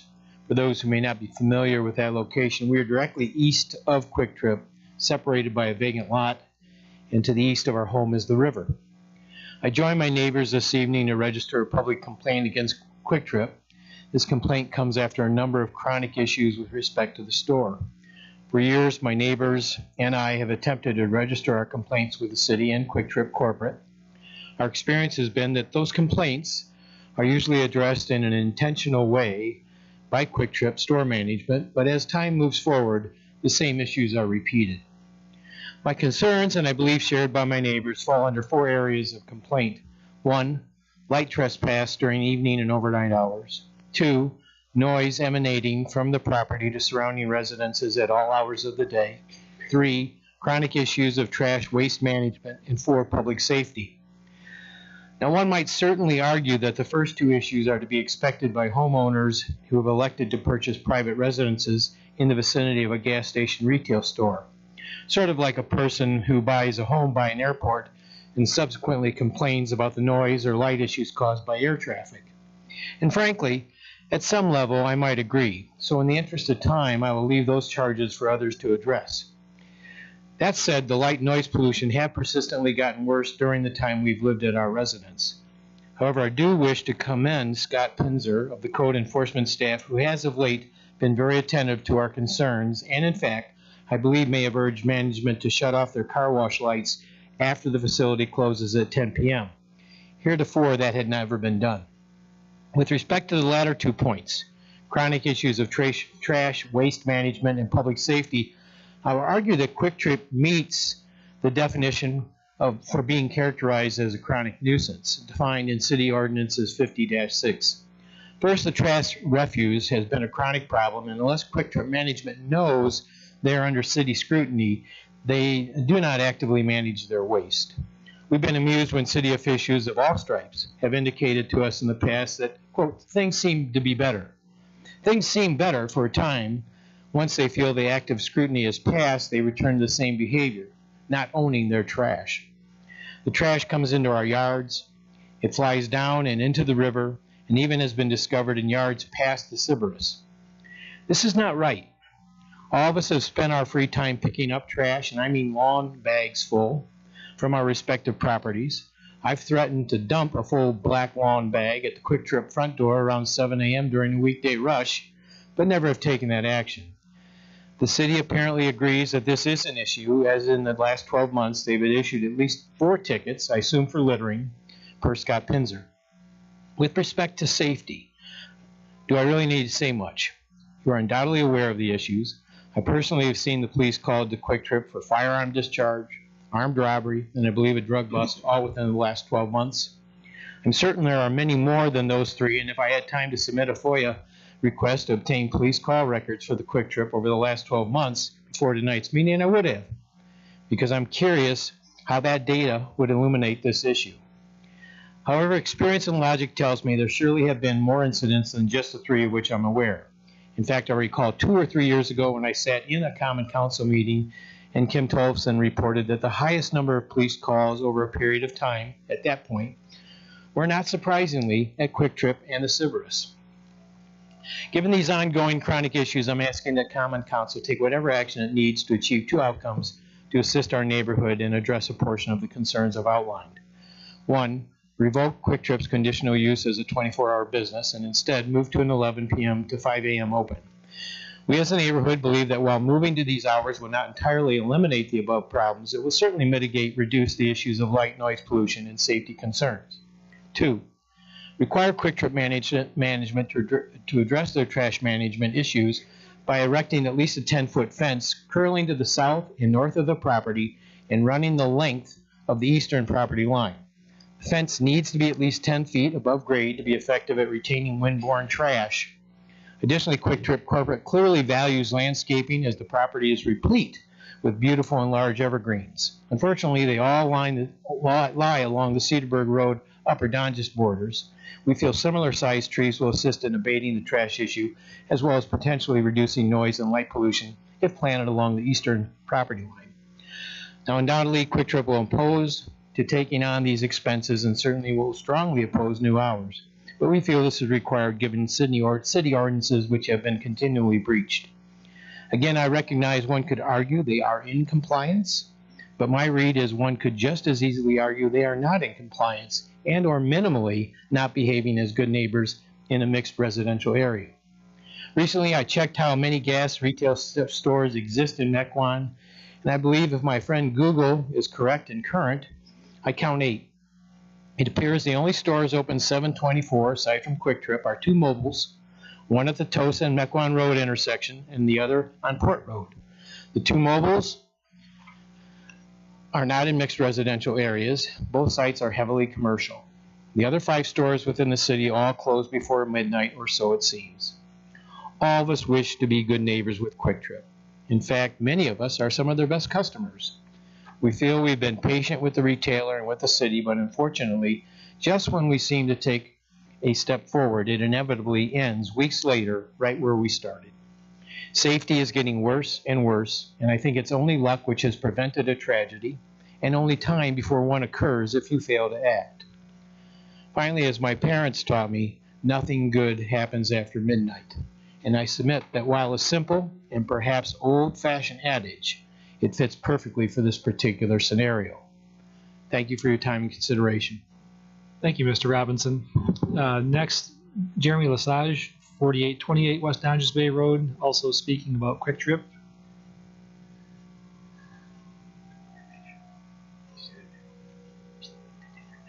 Thank you for allowing me to speak.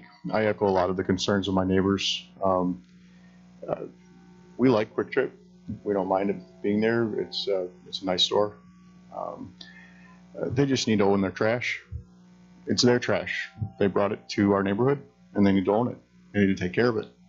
I'm told that they will not cross the road to pick up the trash. So as soon as the wind blows it across the road, it's no longer their problem. My kids and I have trash offs where we take large trash bags and collect trash on a regular basis. That all has come from Quick Trip. It's just not right.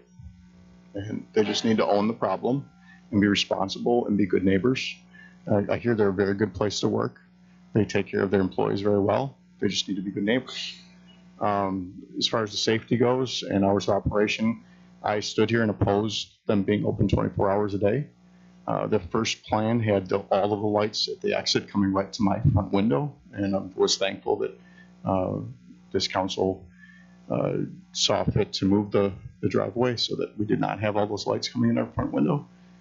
That being said, with the gunshots and the things that are going on, I've got young kids, and that just needs to be addressed. There's no reason for those safety issues to continue. They need to become good neighbors to us. I think we're good neighbors to them. We're good customers.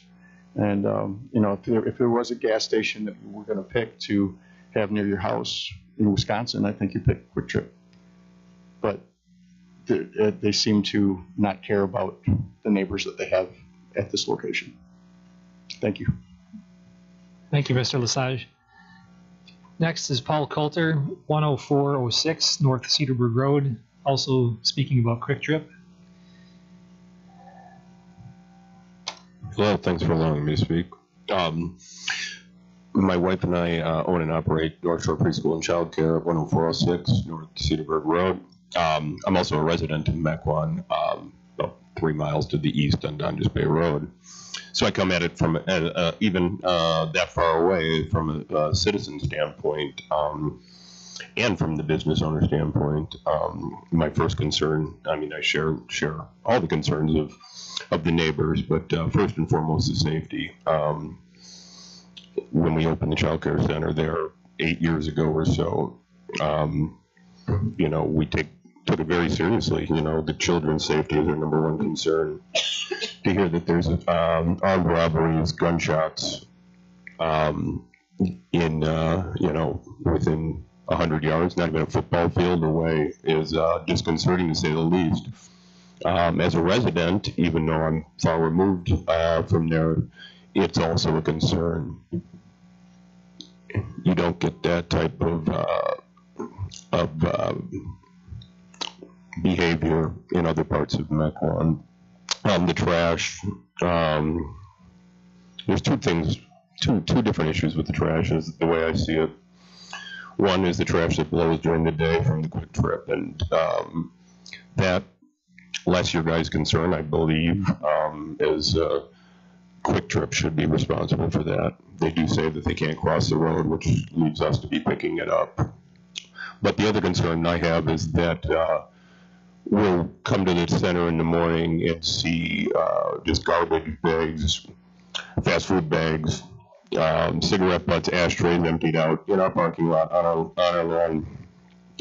This after cleaning up at night, you're going to hear from possibly from a resident nearby who also works for me, who took it upon herself to start cleaning and picking up trash all the time at the center. And there are many times where she'd clean up at night, only to come back in the morning to meet a prospective, baby enroll and have trash all over the parking lot, cigarette butts, beer cans. This is all coming from, the midnight hours.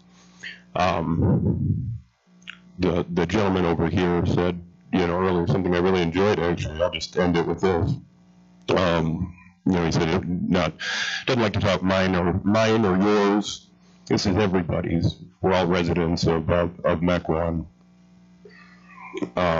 My question is, what good is it doing Mequon to have the station open between midnight and 5 or 11 and 5? I don't think that many Mequon residents are using that at that time, and that's something that I'd like you guys to consider. Thank you.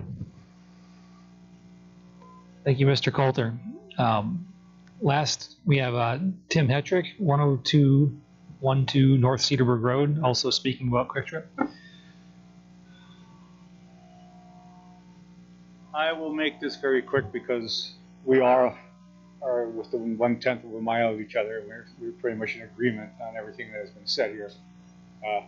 The noise that comes out of the place at night between 11 and 5, you can tell just by the stereos going by where they're going quick because it ends. Boom, so people, and this goes on sometimes all night. On a Sunday morning, I could be sitting on our back deck, which faces the river, and if you just listen nice, you hear the car wash is ready to enter now. But you need to be told the noise from the fans that dry the cars carry into our lot. I'm next door to Sybaris, so that's a good 200 yards. And the noise sometimes is nonstop. Cars are getting washed, or you hear the fan go on. The fan goes on. The fan goes on all morning. So it's just, my main concern is their hours, the violence that's going on there now, and then the trash and the pollution. It's noise pollution and trash. And I'd like to see it addressed, as everybody else says, the way that they would like to see it addressed with either fences, barriers, or some action to keep this down to a minimum. Thank you. Thank you, Mr. Hetrick. That's the last comment card we had. Is there anyone else who wishes to speak on any matter not on the agenda? Okay, we've got. Could you come up to the podium, please? And just for the record, state your name and address. I'm Debbie Hetrick. I live at 10212 North Cedarburg Road. So I live very close to Quick Trip, and I also work at the daycare. So I'm the one who's always picking up garbage out there. And it's true, we'll clean up at night, and in the wee hours, that's when it seems to be a real problem where people get bold. So we are really hoping that we could have a time that it's shut down from like 11 at night to 5 in the morning, which we all agreed is not unreasonable, and it would be a compromise and start the ball rolling for them to become better neighbors. Thank you. Thank you. I saw one more hand.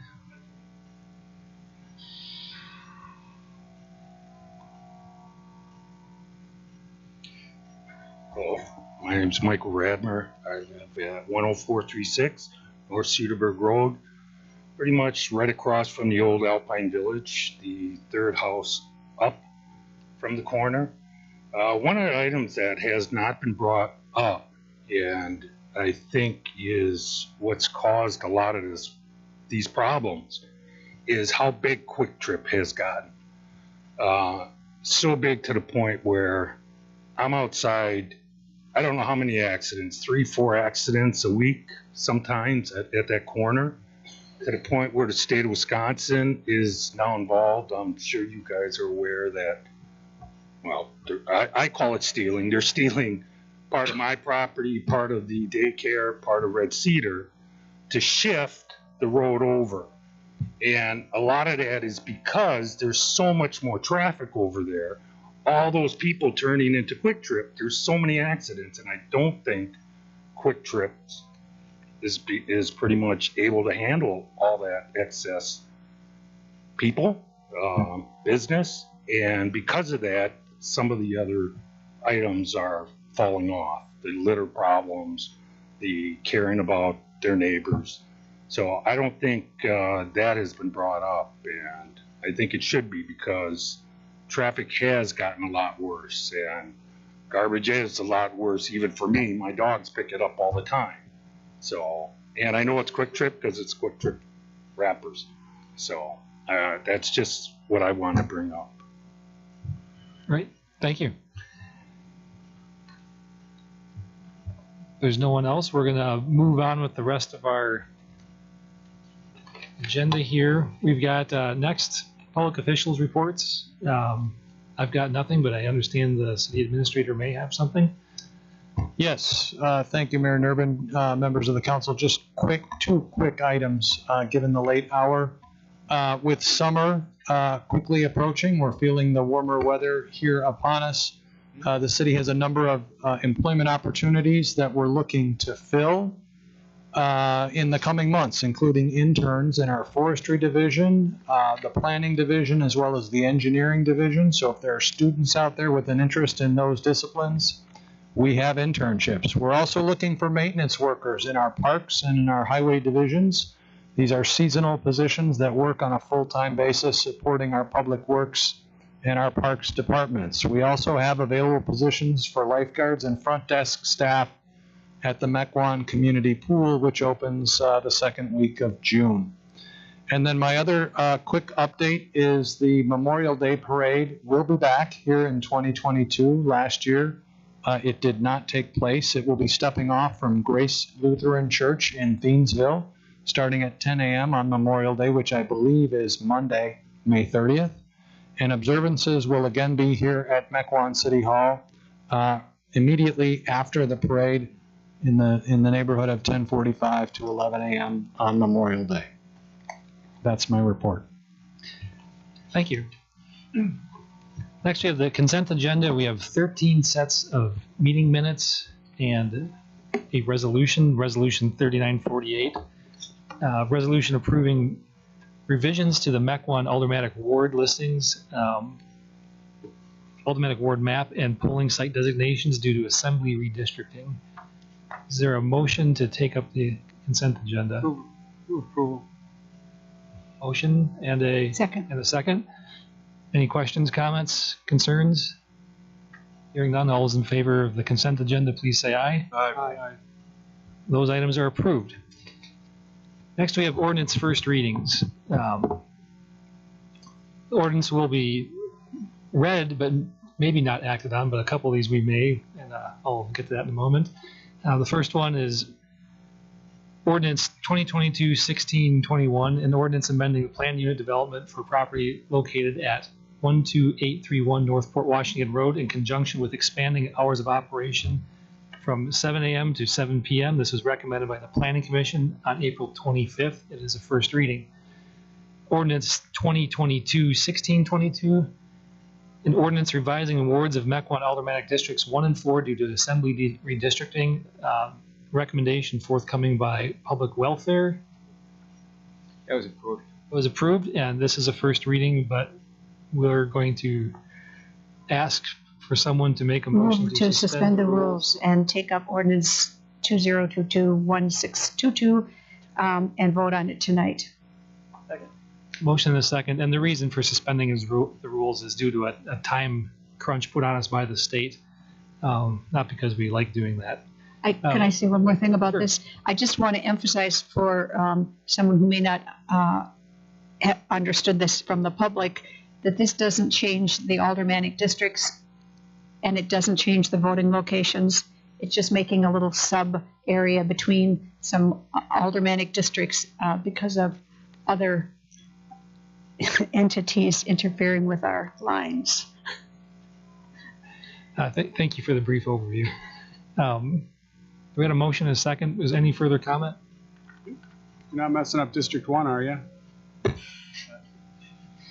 Oh, that was a motion to suspend the rules. Okay, let's vote to suspend the rules. Whether there's a motion and a second to suspend the rules. All those in favor say aye. Aye. Okay, now we can take up the matter. We already had a little bit of commentary. Is there any other comments to add? Questions? Motion and a second. All those in favor, please say aye. Aye. And that is approved. Next is ordinance 2022-1623, an ordinance amending various provisions of the Mequon Municipal Code in connection with the establishment of the Southern Ozaki Fire and EMS Department. Recommendation forthcoming by Public Safety. Oh. It was recommended by Public Safety. It was recommended, so record it was recommended. It is a first reading. And that's it for the ordinance first readings. Next, we have ordinances. Ordinance 2022-1618, ordinance creating section 1026 of the Mequon Municipal Code related to residential swimming pools. Recommended by Public Welfare Committee on February 8th, first reading at Common Council on February 8th, tabled to Common Council on March 8th, recommended by the Public Welfare Committee on April 12th. And is there a quick overview? Maybe we don't need that. Sure. I can just very Quick overview quickly. from the city attorney on Sure. what changed since the last time I was at this Yep, body. since March when it was last before the council, there were concerns at the time about kind of shoring up the definition of a public or power safety cover and the conditions that would be required for it. And we did that. If you look at page 103 in your packet, you see that we amended the definition. The definition as amended basically codifies two requirements. Number one, that it's 485 pounds worth of weight that it supports. That number was identified because it's a number that should relatively safely hold two firefighters and their gear. If they would happen to stumble in the backyard in the middle of winter, fall into the pool, it should support them. Likewise, we require that the switch that operates the facility be at least 5 feet off of the surface to which it's attached. And then the third change, which was not something that was directly identified in March, but it was something that staff identified, is on page 105. We just clarified that the supervision of the pool would be done by somebody that's at least 14 years of age. That number was picked primarily because that's the age at which most states allow folks to start lifeguarding. Thank you, Mr. City Attorney. And I've been reminded politely that we need a motion to remove this from the table first. So is there a motion to remove from the table? Move to remove it from the table. Second. Motion and a second. All those in favor of removing from the table, please say aye. Aye. We're off the table. Any comments and questions based off of the city attorney's brief description? Alderman Boucher. It's not based off of a brief description, but an overall comments on this. And actually, it's good timing, as the city administrator said, summer is here. So pools are a good topic. I actually find myself in a rather odd position, not owning a pool, and yet feeling strong about this issue. Over my time here as alderman, the council has been very forward-thinking on a variety of topics, and most of these come through from either business proposals or city staff coming up with great ideas to maintain Mequon as such an excellent place to live. We have now one of our more rare cases of residents who initiated this a while ago, and now we have it before us. On packet page 111, there's now the ISPSC standards that are included in there, and the items that the city attorney mentioned. And I just want to note again that there's 33 states that have now approved these standards. Actually, it's 32 states. One is the highly bureaucratic Washington, D.C., and they yet approved it as a standard. And within 19, because of the way it's divvied out, that there's a total of 391 local municipalities that have also adopted these standards. And as far as I know, from what I could find, none of them have rescinded this adoption. So that's, I think, an excellent statement. And then just overall, again, when we come up with the different forward-thinking ideas here, we go around here with excellent ideas, suggestions from everyone, and trying to find reasons to approve new projects that, like this, are keeping up with technology that is constantly changing and advancing in all sorts of areas. Technology is all around. And I think that it's excellent that the council has the opportunity to help residents go forward and, again, keeping Mequon an excellent place that's keeping up with technology. Thank you. Alderman. I was actually on the committee that reviewed this, and I voted against it at the time, and I still have reservations about it, as do many other people in the community. As you noticed, we got some other information today about it. Part of it is that I think it gives a visual cue to people that there's a pool on site for parents and children when you have a fence around it, as opposed to being flush with the ground. Part of it, that it's passive. You don't need someone to actively close anything. It is a fence. They close automatically when you leave the door. And I understand that these pool covers have great capacity. They do require intervention, though, for people to close them. And it's a challenge, as you noticed from the staff report, for city staff to address concerns that might be had by the neighbors if the person is not closing their pool cover. By the time an inspector comes there, the pool cover may or may not be closed. It's hard for them to verify the proper use of the pool. I just am concerned that as time goes by, that these pool covers may not be closed all the time, and because they aren't easy to identify in the neighborhood, I worry that a mishap could happen. So, still in favor of fences. Alderman Giro.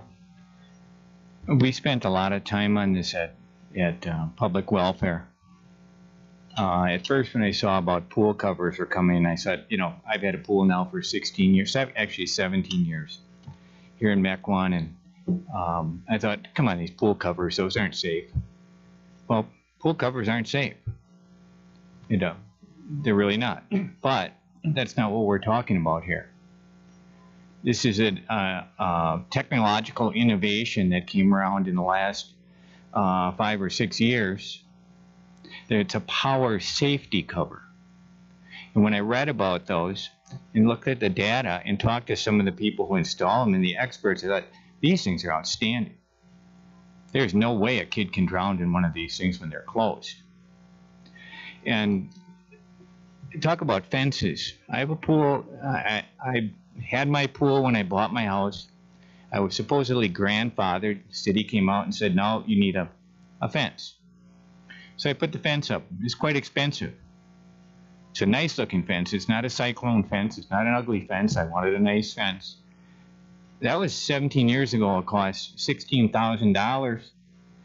You know what? Nobody ever came and inspected that fence. Nobody ever came from the city and looked at that fence. I leave those gates open all the time. And in the wintertime when it freezes and thaws, some of them don't even work. The gates don't work, so I have to make sure they're closed. I use that fence mostly just to keep the dogs in the yard. Nobody inspects these fences. They can be open at any point in time. A kid could climb over and get in the pool because I don't have a power safety cover. A kid can't get into a pool that has a power safety cover when it's closed. And that's part of the ordinance, that it has to be closed when the person's not there, somebody's not watching it. By the way, these also they're really good to have. They preserve energy for one. You use very few chemicals because they're locked and closed most of the time. Keeps leaves and debris out. I get inside my pool, I get frogs, I get salamanders, I get rabbits, I get squirrels, a deer, break through the cover that I have in the wintertime. None of that would happen with a power safety cover. None of that would. It also saves water. So otherwise, in the summertime, I put like 6 inches of water in that pool when it's hot out. You don't have that with power safety covers. And when it comes to enforcement, how do we enforce anything around here? What happens is, when you have enforcement, somebody complains. Okay? Your dog's barking. By the time the police get there, usually the dog's done barking and the police talks to the neighbor and gives them a citation. I have people who trespass on my property, a place that I bought. I hear gunshots in the neighborhood. Out of season, I call the police. They show up a half hour later, say they don't see anybody. A lot of this stuff, it's all complaint driven. And then if you do catch them, the city attorney writes them up. Somebody writes them up, $300 a day fine until they fix it. More people have drowned in man-made hazards around and natural hazards in Mequon. The river was like just a few years ago, a lady disappeared and then we found her down downstream a couple miles. In the river, we don't have fences around there. The lakes, we don't have fences around. These countless ponds that we dig all the time in all these subdivisions, there's no fences around there. You look at it as, and I see that somebody drove their car in the river and they had to be rescued from that. It's highly unlikely. It's highly unlikely we'd put fences around any of these man-made hazards. Alderman Bushy said, I sort of put it my way, the status quo typically at Mequon City Hall, or in government I should say, is the default mode. We've always done it this way, and we find reasons to say no. I say reasons to find why we should. And there are good reasons to have this. It's good for the community. It's good for the environment. It's 10 times safer than any pool fence would ever be. Kids can climb over it. They can pull the latch out when I'm not around. I go on vacation for 2 weeks. Who's watching that pool? Nobody. Nobody. A fence? Well, the fence is there. Okay, good. Somebody died a lot easier with the pool cover. They couldn't get into it. I saw this lady, I think it was Amber, right? Sent along a picture of her chasing a ball. It's run right across it. We have pictures in our thing of whole families standing on these things. It is an invention. It is something that 33 states have already adopted, that they use. Our surrounding communities, a lot of them, Cedarburg, Grafton, some of those places already have adopted this. It's time for us to update our ordinances with the changing technologies. Last meeting was tabled because Alderman Nurbin said he had a friend who could, he said something like he could park his truck on there, but we wanted to know and set standards on it, exactly what the standards are, so that when this is approved, the next one that comes along has to meet at least those standards. I saw that when I was reading about this, they go from anywhere from the 485 pounds to 3,000 pounds. There are no setback. I don't know what the setback requirements are for pools, but I heard there's something like 15 feet or so. But the city attorney put these things in here. It makes sense. I don't see any kids drowning in with an automatic pool cover. And I saw on one of these where somebody mentioned that the Consumer Product Safety Commission states that 50% of the drownings amongst children 4 and under took place in a pool or spa. Guess what? Those pools or spa had what? Fences.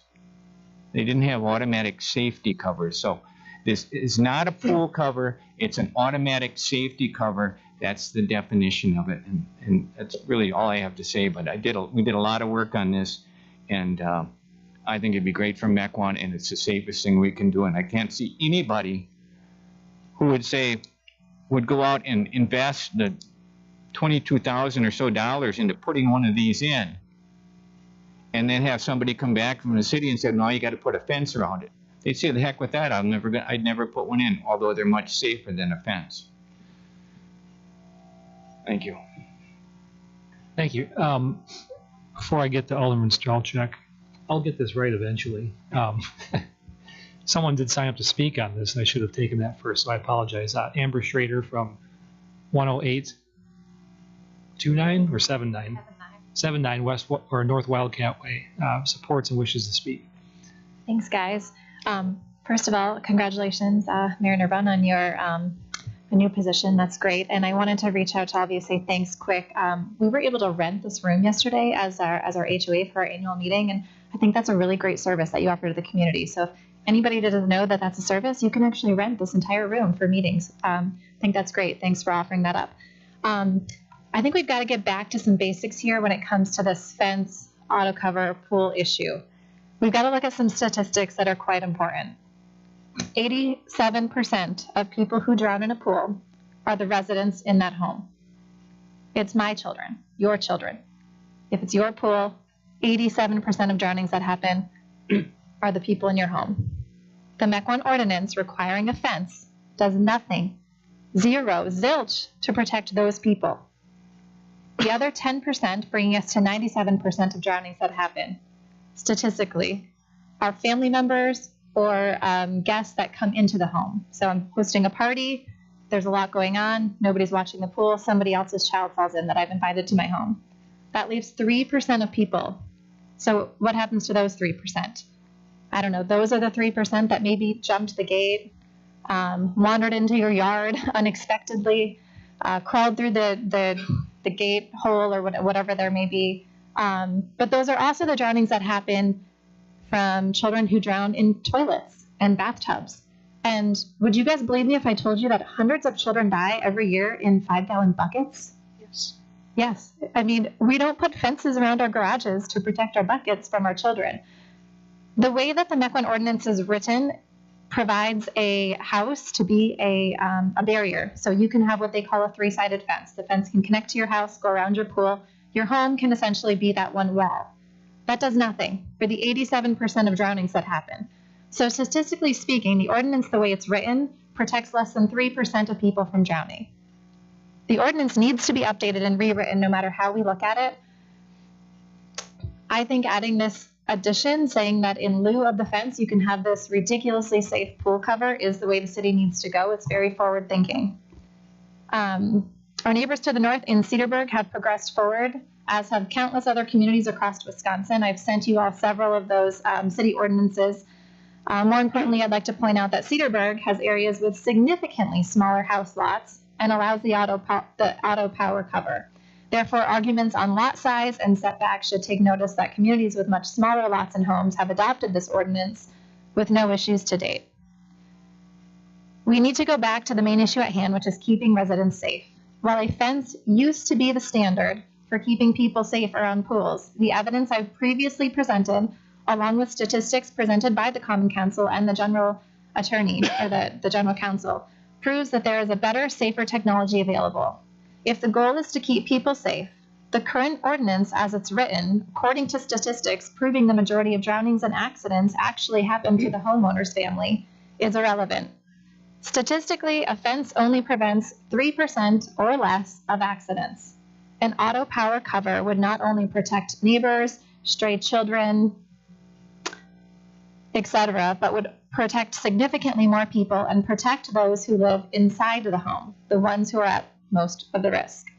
I'm here again asking you to make Mequon a great community and to keep moving it forward and to offer residents a chance when it comes to choosing which safety feature works best for their family. In regards to your comment, Alderman Schneider, were you guys going by commissioner before? No, now we're back to being alderman. Okay. Got it. The fences, like Alderman Garrell pointed out, nobody comes and inspects that fence. Once you install it, it's a done deal. It is up, you have your fence, it's a false sense of security. Fences were, the thing to do years ago because people thought that kept them safe. I have seen 4-year-olds that don't know how to swim open a fence gate and walk into people's backyard. I have a couple neighbors in my subdivision with pools. I have seen teenagers jump the fence because they think that's more fun. I have a teenager. They've jumped the fence. They go into the neighbors' pools all the time. I've seen fences that are latched open because people are doing their mulch for the weekend and they've kept the fence open. Fences are a false sense of security and they're just, quite frankly, they're outdated. There's better technology, there's safer technology that protects the people within the home, which is the 87% of people who actually are going to drown. So I am asking you all to vote in favor of this to continue making Mequon a forward-thinking community. Thank you. Thank you, Ms. Schrader. Okay, back to the council. Alderman Strelchuk was next in line. Let me start out by telling you my background prior to being in business and to being a council member. I was a 12-year competitive swimmer, assistant swim coach, head swim coach, lifeguard training instructor for over 10 years. So anyone is qualified to speak on what actually happens around a pool versus the ideal of what we think happens. That would be me. I can tell you I've seen very responsible parents that watch their kids closely. I can tell you that I've seen parents that are just nothing short of oblivious, claiming to be responsible parents. I'm not calling parents in the city of Mequon irresponsible, but if you use, with any true false question, if you use the word all, That answer 99.9% of the time is false. My concern mirrors what Alderwoman Schneider's concern is. The fence going around the pool creates a visual barrier to a pool. If you enter a fence and you're not allowed within that fence, you are breaking the rules and or the law. You're trespassing, you're not doing what you should be doing. All this discussion on this pool cover is a really great option for people. It is safe. Absolutely, it could be safe. The 87% of people that are going to drown in their own pool also have the opportunity to purchase this. I was out sick when this was discussed at the last meeting, and my buddies were texting me that were swimmers. You're like, you're not buying into this, are you, buddy? No, trust me. I know what's happened around pools, and I know what we've done when we were unsupervised. Swimmers are the worst culprits for trying to break the rules and doing different things when it comes to a swimming pool because we think we're invincible. I've heard stories of guys riding bikes into pools, doing things like this. I think you're going to just get a better running start without a fence. I don't feel that once this is rolled up and put aside, you're entertaining at a party, you've got several people over, you go inside to prepare your meal, or you bring your meal out, you're in and out. Alderman Girl's around a pool, he's going to tell me, oh, it's totally responsible. Everyone's responsible. There's no such thing as everyone's responsible. There's plenty of parents that are going to be focused on what's going on. That pool is open on all four sides. Anybody can walk into it at any time once that pool cover's open. If you have a couple beverages at your pool, like who wants a pool if you can't have a couple cocktails around it with your friends? You get busy, you go inside, you start chatting, you intend to go back out, you maybe don't, you forget the pool cover open, it's open for the evening, there's no physical barrier for the other people. Highlighting the fact that our ordinances are mainly enforced through complaint-driven calls. Okay, so neighbors got the pool open. What happens? Well, we're going to try to get them within compliance. Someone's going to go over and talk to them. They're either going to get a warning or a short-term fine. But do you really want to be the neighbor that's calling the pools open every night? Do you want to be that neighbor, or do you just want to enjoy that person for being your neighbor and the friendship when they've got the pool cover open? I can't sit here tonight and tell you that every single person that's got one of these pool covers is going to responsibly open and close it. I can tell you a 14-year-old that's not lifeguard trained probably isn't the one that should be opening and closing that for his friends. My son's 14. I don't trust him to open and close a pool for his friends. He can barely pick up his socks. And if you've had a 14-year-old in your house, you know exactly what I'm talking about. You guys, this is great. Every single person in the city of Mequon has the opportunity to buy this who has a pool. You can put this on for safety for your own household. The pool fence is there for the people that are either surrounding, that wander in, or just as a physical barrier when the friends come over to see your friend. Like our neighbor had a pool, we'd go over and we'd go visit them, and we'd go, first place we'd look, and it was in the pool to see if anyone was in the pool. We're all swimmers. We would have jumped in if that fence wasn't there and closed by the parents. Absolutely. There's nothing precluding somebody from putting up a fence that's got a four-side closure that they lock and don't let their kids in to prevent their family from drowning unattended. You don't have to have it open up to the back door. It's your choice. We're talking about safety. We're talking about responsibility. We're talking about the option here to have this pool cover. I think it has places where it's appropriate. I don't know that every resident within the city of Mequon, until the ordinance with enforcement is clearly written on something that we're going to actually follow through with. I'm voting against this tonight as it stands right now. I don't believe in what this is. I feel that, great, if you like it and you've made all these arguments, and every single argument I've heard, great, write the check. Put it in your yard because it's the best thing since sliced bread. Don't let the water evaporate. Don't let the deer and frogs fall in. Don't let your children fall in. It's safe for your house? Great, absolutely, write the check, put it in. But everybody else within the neighborhood, when you have a pool, it tends to be an area where kids go, neighborhood kids, friends and family, they come, they go, they walk back in the pool. If that pool is open, I can guarantee you there's somebody that's going to be there that can't swim just as well, isn't lifeguard trained. And I can assure you that there are going to be people that aren't going to be paying as close of attention as we hope that they would, or we want to give them credit for doing so. Because I was a lifeguard for that many years, and quite frankly, all of the kids that I've saved from the edge of the pool, the mom was right there, but she wasn't paying attention. She was talking to her friends. So, guys, I disagree with this premise, and I'm voting against it, and I support you with whatever way you choose to vote. Alderman Hansher is next. A couple things I want to address. First of all, the city of Cedarburg requires a fence. I called the city of Cedarburg. They require a fence. It's in their ordinances. So I don't know. Cedarburg keeps on being brought around. Is it the village of Cedarburg, or is it the city that you're referring to? I don't know. But when I called the city of Cedarburg, they said that if you put in a pool, it has to be a fence. All right.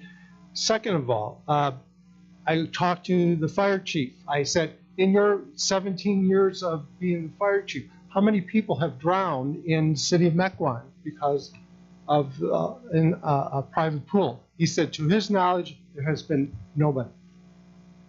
He's been here for 17 years. I asked him, are you sure? He said, I have not had it. So the fence obviously is a good safety device. The last thing, a lot of accusations saying that our city employees are not monitoring the fences. Is this true? You want to speak to that? Because we have accusations saying that the fences are never checked. They're never inspected. Is that accurate or not? When a pool is permitted and approved, the fences are checked at the time of final. So we check everything to make sure everything's in accordance with code. After that, we would only go out on a complaint basis. So if somebody calls and complains and says the fence fell down or something broke, then we'd go out and check and issue an order if it was something was wrong. We had one of those recently in District 8, Mayor Nurbin's former district, where there was a abandoned house that had a pool fence that collapsed. So we made the owner put up a temporary fence until they could drain the pool and then finish it up permanently. But yes, we do go out and check them, and then it is complaint driven. And I had a, I'm sorry. Oh, go ahead. I had a recent inspection in the Highlander Estates where a fence was erected, and during that inspection, I discovered that all the gates on that fence did not have self-closing latches. So they failed that inspection until they corrected the issue. And then I went back and tested them by opening them, watching them to make sure they self-close, and then they passed. Okay, so and then it's up to the homeowner to maintain those gates. So inspections, I just want to be clear, inspections do happen. Yes. So I believe what you were referring to, I think, is the town of Cedarburg is what allows them, not the city of Cedarburg. Right, and that's what the point I'm making, because people are saying Cedarburg, but it's not the city of Cedarburg, and it's not. There's not a distinction there. It's the city of Cedarburg that does not. They require fences. And as the other question I have is the fact that the city, your department is opposed to it, and because. How to enforce it, right? Yeah, that's the biggest issue. I think they're a great product. I think the biggest issue, and I think Alderman Strelczyk pointed out a number of these things, that requires human intervention. And there's other things in the code where it talks about it has to be, when the pool is not in use, it has to be under the outdoor supervision of a responsible individual at least 14 years. I don't know what that means either. That could be a kid cutting the grass, driving around a lawnmower. He is outside. Does that mean that's outdoor supervision? Or if they're playing somewhere else on the lot? It doesn't even say they have to be in view of the pool. So we could get a neighbor complaint saying their pool cover's open, the kids are playing in the yard. And I don't know if that's a violation or not, because the way this is written, it says outdoor supervision. And I guess our concern is that if some kid from a neighboring house comes over and falls in that pool, And even if their kid does see it, it only takes a minute or two for that kid to be in serious trouble. Is that enough protection? And I agree with Alderman Strelczyk again, if we're really looking to change our ordinances and we want to look at safety as a paramount issue, I think a combination of pool cover and a four-sided fence would be the ultimate protection. So, I guess that's why I'm going to vote against this, because of the fact that I think a fence, again, I agree with Alderman Strelczyk, it's a visual, and the fence can be inspected, and it's easier to enforce. A lot of the manuals for cover star automatic pools, even when you read through the manuals of these products, they have statements that still say adult supervision required. Thank you. Questions for staff? Alderman Schneider. I just had a couple of comments. It is a concern with people who have a fence and they use their home as the last barrier. And we did include language in this ordinance to add that they needed to use some other safety feature if that is the case, meaning an alarm, a temporary fence that they put up between their home and the entry point to the pool. So we did try to address that, because it is a true concern that the homeowner actually is obviously homeowners' children particularly are at the most risk, and we tried to add language into the ordinance to address that issue. And as to the 3%, I would say that I guess the fences are working, because the only people drowning in the pools are the homeowners and their guests. And I mean that somewhat facetiously, but I don't think you can use that 3% to show that that pool covers are better. But I agree that there should be extra protection if you are using your home as the fourth wall. Alderman Parrish? Yeah, mostly questions for staff. What are the current setbacks for pools? well, pool, it's a little bit nebulous, because our code requires anything that's a structure to be meeting the setback of the zoning district it's in. Now, that means 6 inches and more in height. So technically, an in-ground pool wouldn't have to meet the setback until you got to something that was at least 6 inches, like the ladder or the diving board, things like that. So you could have the concrete pavement abutting a property line until you got a ladder or something like that. That has to be setback. So typically, we tell people just put it at the setback, no matter what, just so you're not adding something later that which is 15 or what can't remember. It depends on the zoning district. Minimum is typically 20. The most is 30. You do have some exceptions for non-standard lots, could go down to little as 15 feet, but typical is 20. And then conservation subdivisions typically have their own setback requirements. Some of those go down to 15 feet. 10 feet is probably the lowest I think we have in the city. A couple other questions. Can someone explain like how this alarm works? So Rob's example, everyone goes in to cut the cake for the party, and does the alarm, I'm not a pool guy, so I have no idea how the alarm works. Does the alarm go on at that point to prevent we don't have random kids from the way this is written? It's per ASTM standard F2208, which we don't have access to, so we have no idea how this alarm works. And that's one of the things that if we do pass this, we'd have to buy that standard, and then we would have to read it and make sure that we can enforce it, because I have no idea. We don't know what, I had the same question you did. When does this have to be in the pool? When does it trigger it? If their kids are in the pool like they're supposed to be, the alarm shouldn't go off. So we have no idea how this works. The alarm is generally on the door leading out there. I went to a house. I almost bought a house. They have some that when the pool water is broken, it goes. Yeah, there's that too. But if it's from the house to the pool, there's a door alarm. Yeah. Anytime you open the door, it beeps. That's a separate one. That's when it's as part of the. That's a separate distinction. That's under B2. That's when the wall is used as part of a. Yeah, when the house is the fourth wall of the fence. 3A requires the alarm for when the pool is accidentally or unauthorized entered, basically. So, and it's per an ASTM standard, which we don't know. So we don't really know exactly what that means at this point. Sure. So I looked into these because you said that if we were going to pass the ordinance, we'd have to install them. The first one being the door alarm, which is just when you open your door, there's a beep or a word that says the door to the pool is open. I have those installed in my house, so every door that gets open, there's a chime that goes off. The other one being the device that actually gets fitted into your pool, and it's an alarm to tell you when the surface of the water is broken. So if the pool cover is open, that alarm would then be triggered, and you can turn it off. So if the pool cover is open, but I'm having people in the pool, obviously I don't want that alarm on.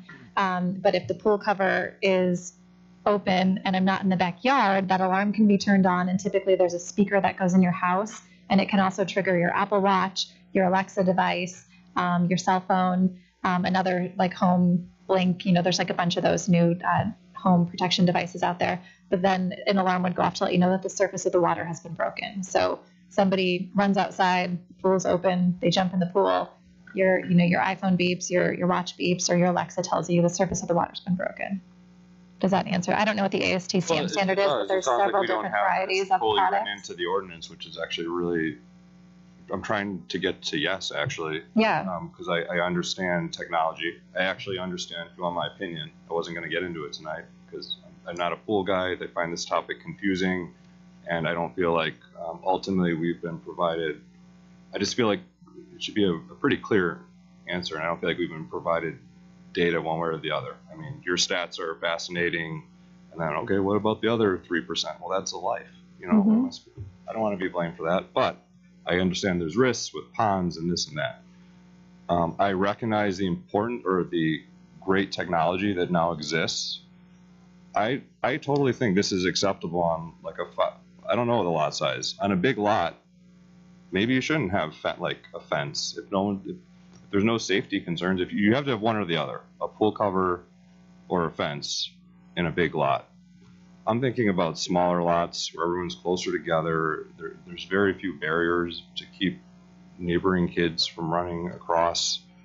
And I'm still not quite hearing how to address that other than if this theoretical alarm is on, then it's loud enough for all the parents to hear and run in and hopefully get to that kid in time. It's essentially really a double layer of protection because, theoretically the pool wouldn't be open if somebody wasn't out there, and if you weren't utilizing the pool, you'd have it shut. So it's a double layer. Okay. Okay. Thank you. And the Q&A, yeah. Those are my questions. I guess I'm still struggling. I wish we could keep working on this because I don't think we're quite there yet. I don't necessarily have the information I need. I know that they want to vote. I was going to say, is there any further comment or is there a motion? No, I'm not making one. I have a comment. Okay, one. Oh, I get to speak twice. Yeah, you do. Yep, go ahead. Okay. Go ahead. All right, so like I said, I've had my pool for 16 years, 17 years. There's a big fence in my backyard if anybody's been over there. And that's where we grill out and we party right all inside that fence. Everybody's inside of there. The kids are inside of there. I got a pool slide. So saying that, and I'll go in the house and the kids will still be out there. They're inside the fence. They're doing whatever they're doing. They could drown, whatever. They could do it. They're inside my fence. They're inside my pool. They could drown whenever they want to drown. I don't have a pool cover, that kind of pool cover. So having a fence doesn't prevent anybody from drowning once they're inside of there. The kids can always get inside of there. And I disagree with Alderman Strelchek across the board on this because I have my own pool and I know how they work. You have a big fence, big backyard fenced in, pool's inside the fence. That's where you have your parties. That's where you have your fun. That's where everybody comes over. That's where I have my get-togethers. On top of that, your inspection, when you went out and inspected somebody because they didn't have latches on it. And you went because the thing came down. There's no routine inspections that come out at all. Like I said, 16 years on this. So these things that you put them in there, the pool water gets broken, and the alarm goes off. When kids are inside my pool, there's no adult supervision. If my son's out there, if somebody else was out there, he was 14 years old, he was a lifeguard. Him and his friends were out there. He wasn't supervising. He'd come in the house inside the fence. They can do whatever they want to do. They can drown if they want to drown. Same thing as if your pool cover was open and you're having a party. So I object that. And the other thing is, I was a kid. When I see a fence, I say, hey, there's a pool over there. If there's a pool cover and it's flat on the ground, I don't even know there's a pool over there. So like a fish, that's a lure. Oh, let's go over there and jump in that pool. So fence keeps people away. No. A fence will bring a wild kid in to jump in, Alderman Strelchek. That's what I would have done as a kid. It's a lure. That's all. Call the question. Alderman Strelchek. I get 2 turns. You too, do, man. so let's just go. 2 bites at the apple. I've heard everyone's objection, but like when everyone's objecting, they're all talking about how this is a safety item for closing it for the people in the house. Alderman Garrell, I have a lot of respect for you. I know that you're a responsible pool owner. Well, maybe if your kid's out there unattended at 14 and you're not watching them, you're one of those guys I was watching as a lifeguard, maybe. But I think Amber would be responsible. There's no doubt in my mind that she would watch this like a hawk and she'd have it closed. But again, there's no enforcement measure that's set forth by the city. Like, we're here to talk about safety, not whether or not this technology is cool and or could work for most people, right? But as we're legislating for all people. I feel that in this case, the fence is always there. If you don't like the fact that it's not being inspected, let's add inspections. We can always bring that forward and have fence inspections every 5 years. I'm concerned that the electronics are going to fail on this and that water breaking device is going to go within 5 to 7 years. In the U.S. economy, when your blender goes, you recycle it or throw it in the landfill and you go buy a new one. So if that water breaking feature fails and people don't get it repaired, how are we going to know as a city? We're not. So we're going to require inspections on that. I just think government's getting a little too big at this point where we're trying to like micromanage how somebody uses their pool cover. Just use your yard, but put up a fence. If you're going to be having a pool party and you're going to be grilling out and you're going to be in a fenced-in area, you're having a pool party, you're there. But when you go in the house and everyone's done for the night and your fence doors are closed and or locked, which ideally they're locked, you've got a barrier for anybody else to go in. I think the specific example that I'm going to remind you on is that like when I was a kid, and we'd go over to our neighbor's house who had a pool, those kids would come running from the street to go into the pool. The first thing they'd do is go into the pool. And several kids had fallen in. So they established a house rule that, hey, you don't even go into the pool at all. And they locked the door with the fence. The pool cover, yes. Anyone, again, has the right to put the pool cover in. Anyone can buy that. Anyone can put that technology in today. It's cool. It's great technology. I believe it keeps your family safe. I believe it keeps people out of it because it's more of a locked measure. But when you're not attending it and when people aren't attending it, I think people have a propensity to be distracted. People have a propensity to be on their phones and to do other things. And I don't feel that the attention is going to be to opening and closing, and I feel it's going to be an enforcement nightmare for the city staff. We voted down on things that were other good ideas because the enforcement was a pain in the butt for city staff. I don't see how this is going to be enforced. I don't feel that it's safer than a fence. I feel that once it's open, if you turn your back and your pool's open on all 3 sides, if not 4. And I haven't heard an argument that says that fences are unsafe. If somebody wants to climb the fence and get over and you're that concerned as a resident, put in both of these devices. Feel free to do it. Now your pool's secure to your level of comfort.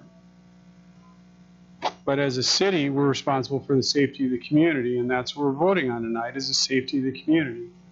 And if you feel that this could be left open and people could walk in inadvertently, or kids could come in and they'd rush into a pool or rush through a yard, and there'd be a little sister tagging behind, like you all do know with the neighborhood kids, and one would go into the pool because they think it's fun and they can swim,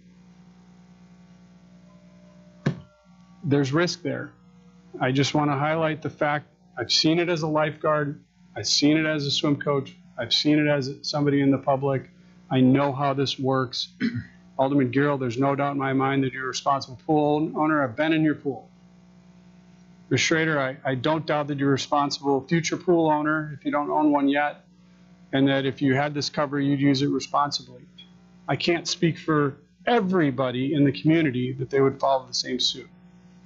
Therefore, I still can't support this option over a fence. From a safety standpoint, I've seen too much that could go wrong. I have enough experience in how situationally these things come in. I've saved lives of people that have fallen in the pool who thought they were great swimmers. And I've seen people that were unattended when the parents were sitting right there.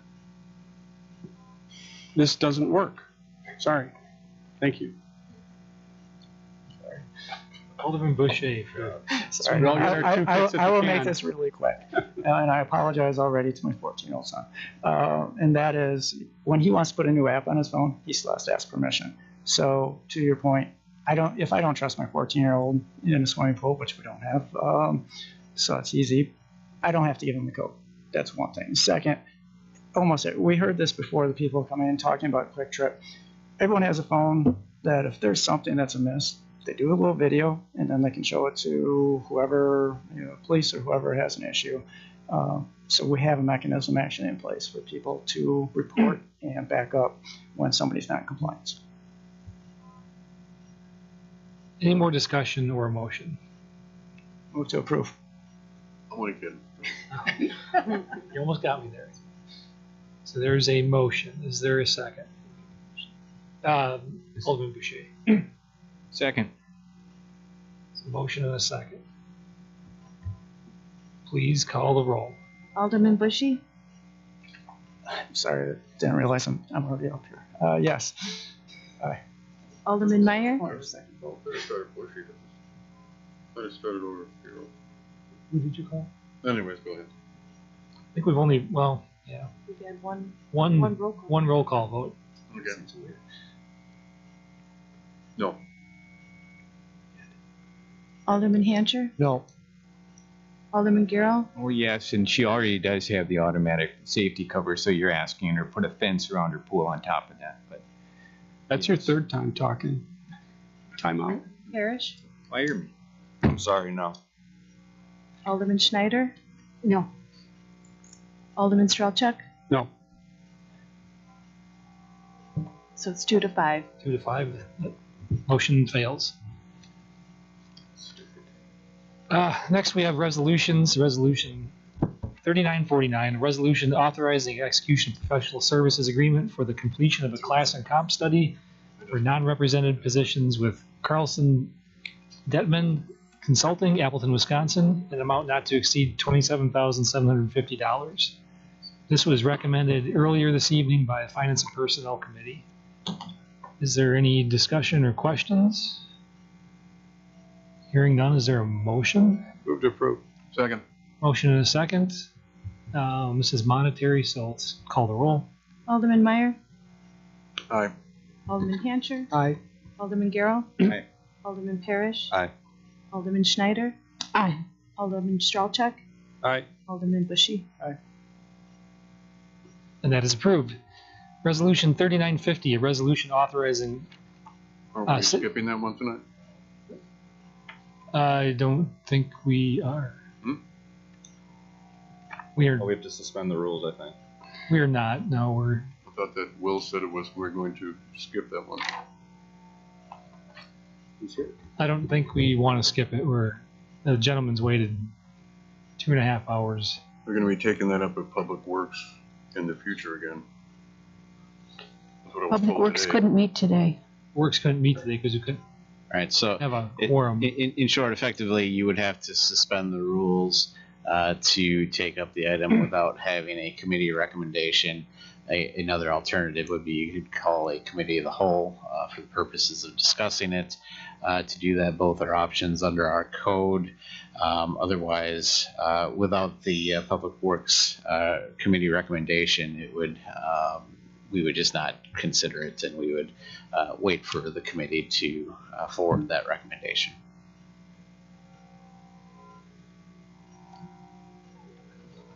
I think we should proceed. He's waited 2.5 hours. So can we call a committee of the whole on the fly? All right. I'm going to suggest we enter committee of the whole and take this up. So moved. Second. Motion is second. All those in favor? Do we have to vote on that? Okay. All those in favor, please say aye. Aye. Aye. Any opposed? Let's bring up the issue of, well, I'll finish reading it. Resolution authorizing the city to enter a master equity lease agreement with Enterprise Fleet Management for subsequent leasing and fleet management of passenger vehicle segment of the city's fleet. It says recommended by Public Works on April 12th. That's not accurate. It wasn't recommended. It never was. There was. I thought it came out without a recommendation. It just came out without a recommendation. There was no, actually, there was no vote that, someone just looked at it and said there was no, in the minutes, there were no vote. There was no vote done. We had a meeting on it. There was additional questions to be asked on that. Questions were not answered yet on it. So they were supposed to have a meeting tonight on it. It was not held. So then in talking to Will earlier today, then you said that we're going to look at that at a future date. Well, that's not my decision. That's the council's decision ultimately. I understand that. But earlier today, when I discussed this with you, you had said that we had canceled the meeting and that we're going to be, if you want, you can take it up at a later date for this exact resolution, correct?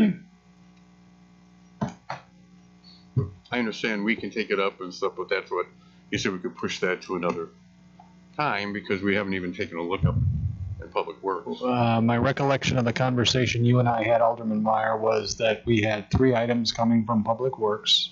And you said 2 of them that you needed to do. I mean, 2 were of a time-sensitive nature in terms of the fact that one was a contract approval and one was a grant application. Right. That we would look to, that we would hope that the council would suspend the rules, and if there were additional questions on the fleet item, that could be taken up at a future meeting of the Public Works Committee.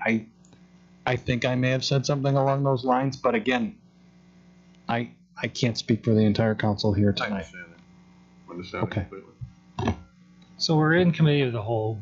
Why don't we at least get the questions out on the table that we wanted answers to? What was that again? We had some questions last time. We wanted answers. I think it's at least fair to entertain those at this time. We can choose to take no action. Yeah. So why don't we? You guys do what you ever want to do. I mean, well, if we were going to cancel this, kind we of should pushing things through for instead of it being a committee. I know committee of the whole is one committee, but if we weren't going to do this, we should have relieved the poor gentleman 2.5 hours ago, or not even had him come in at all. So I'll take the responsibility for that. That's okay. What questions did we have coming out of the committee last time that we think we may have resolved now that we should discuss? It was our understanding that we were looking for the comparison of the enterprise program against a conventional lease, which is what we included in the packets.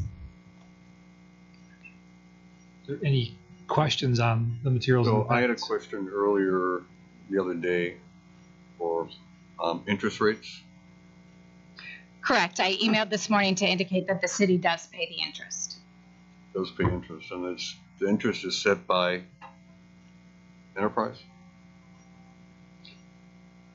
That is correct.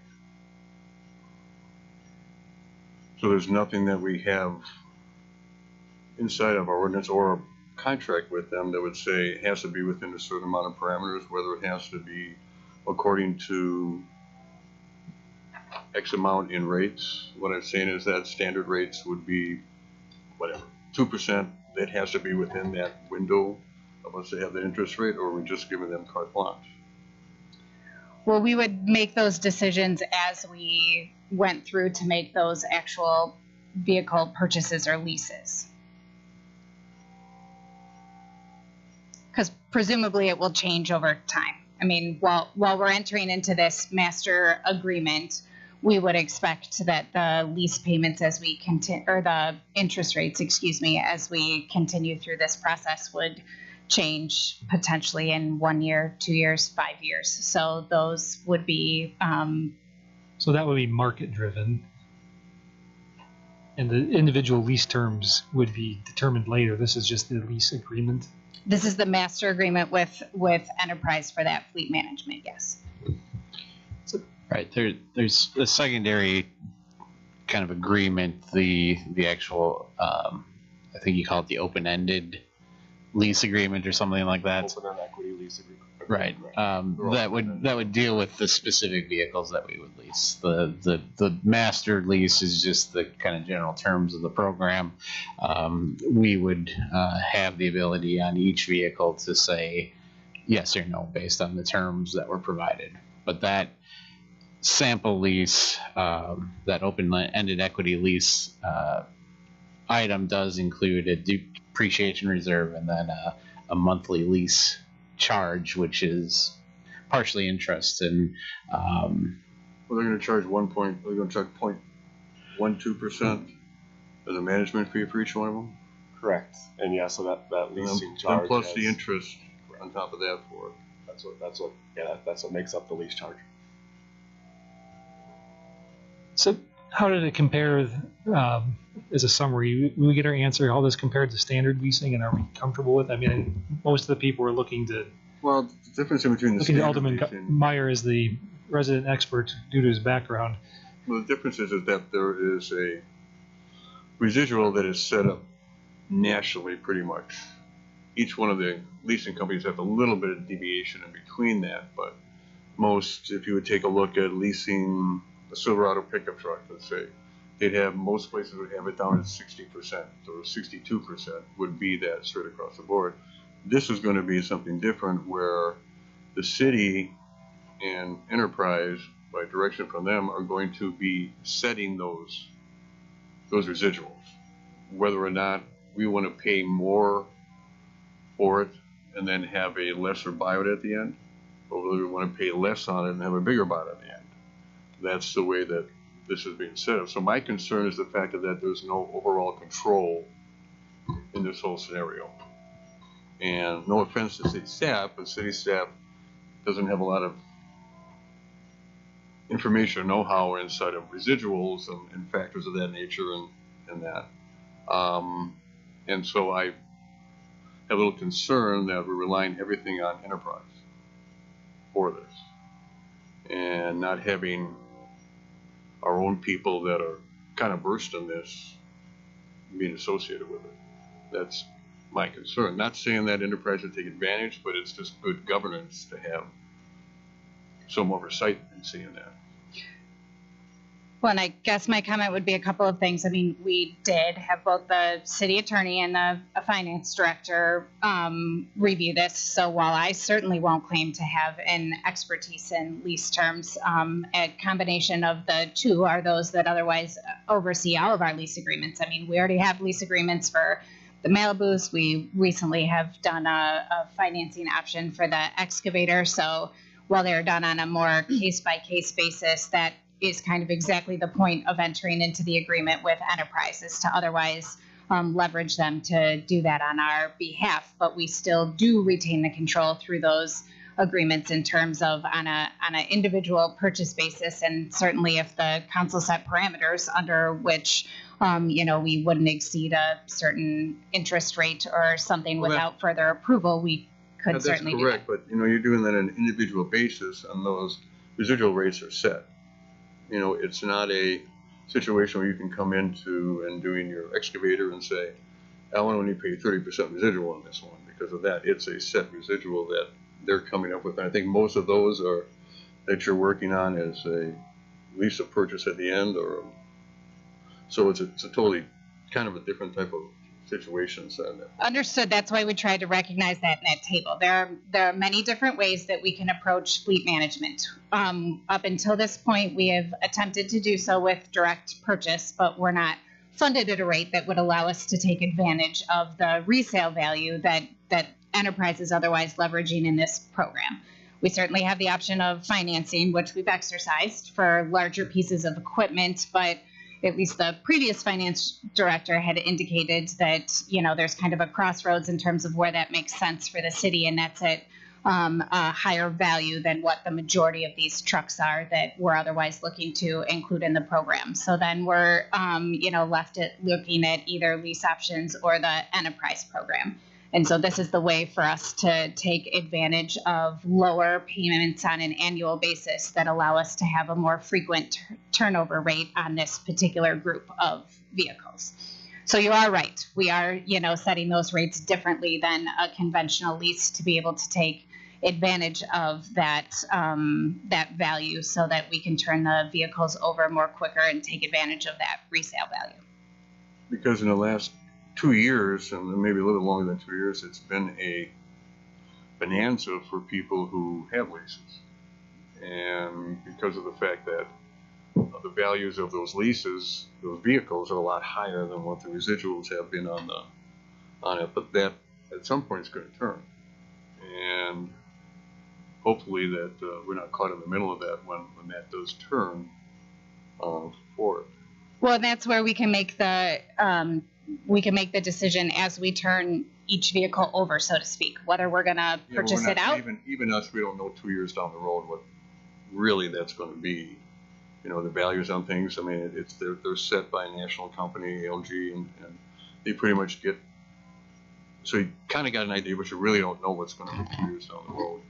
Well, that's what I mean. Then, no offense, Ben, but that's at that point we could decide to discontinue the program. And if we want to go back to a direct purchase or financing, we know where we'll be in the program in terms of what we would need to do with the vehicles that are a part of that program. But Ben knows that's one of my first questions that I otherwise asked him was how we unwind ourselves from this if we otherwise decided either that it didn't make financial sense or we weren't funded for it. So while there's certainly a cost to do so, to either purchase the vehicles out of the lease if that's where they are, or to make the decision to sell it at the end, that we have the ability to do that based on whether that's the market or interest rates or, if the city is able to come up with a different mechanism to go through direct purchase that doesn't require the fees associated with financing or leasing.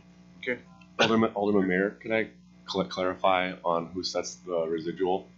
The city will have the right to choose what that residual is. Enterprise always uses a standard depreciation percentage for our reduced book value. So the city will always have a say on where they want that reduced book value before they sign any individual lease quote. Just to be No, I clear understand that. I appreciate that. It's just that everybody doesn't have a lot of knowledge on those values. Internally, you're saying? Yeah. Okay. I mean, Enterprise is and no offense to anybody inside of it, but sure, you basically have to be in the business a little bit to understand some of the workings inside of that board. Correct. And Enterprise has over 600,000 leases currently rolling actively across the country. So we're going to recommend based on our experience and our expertise, based on being conservative with what you were saying in terms of if markets change, we never want you to be upside down in a lease.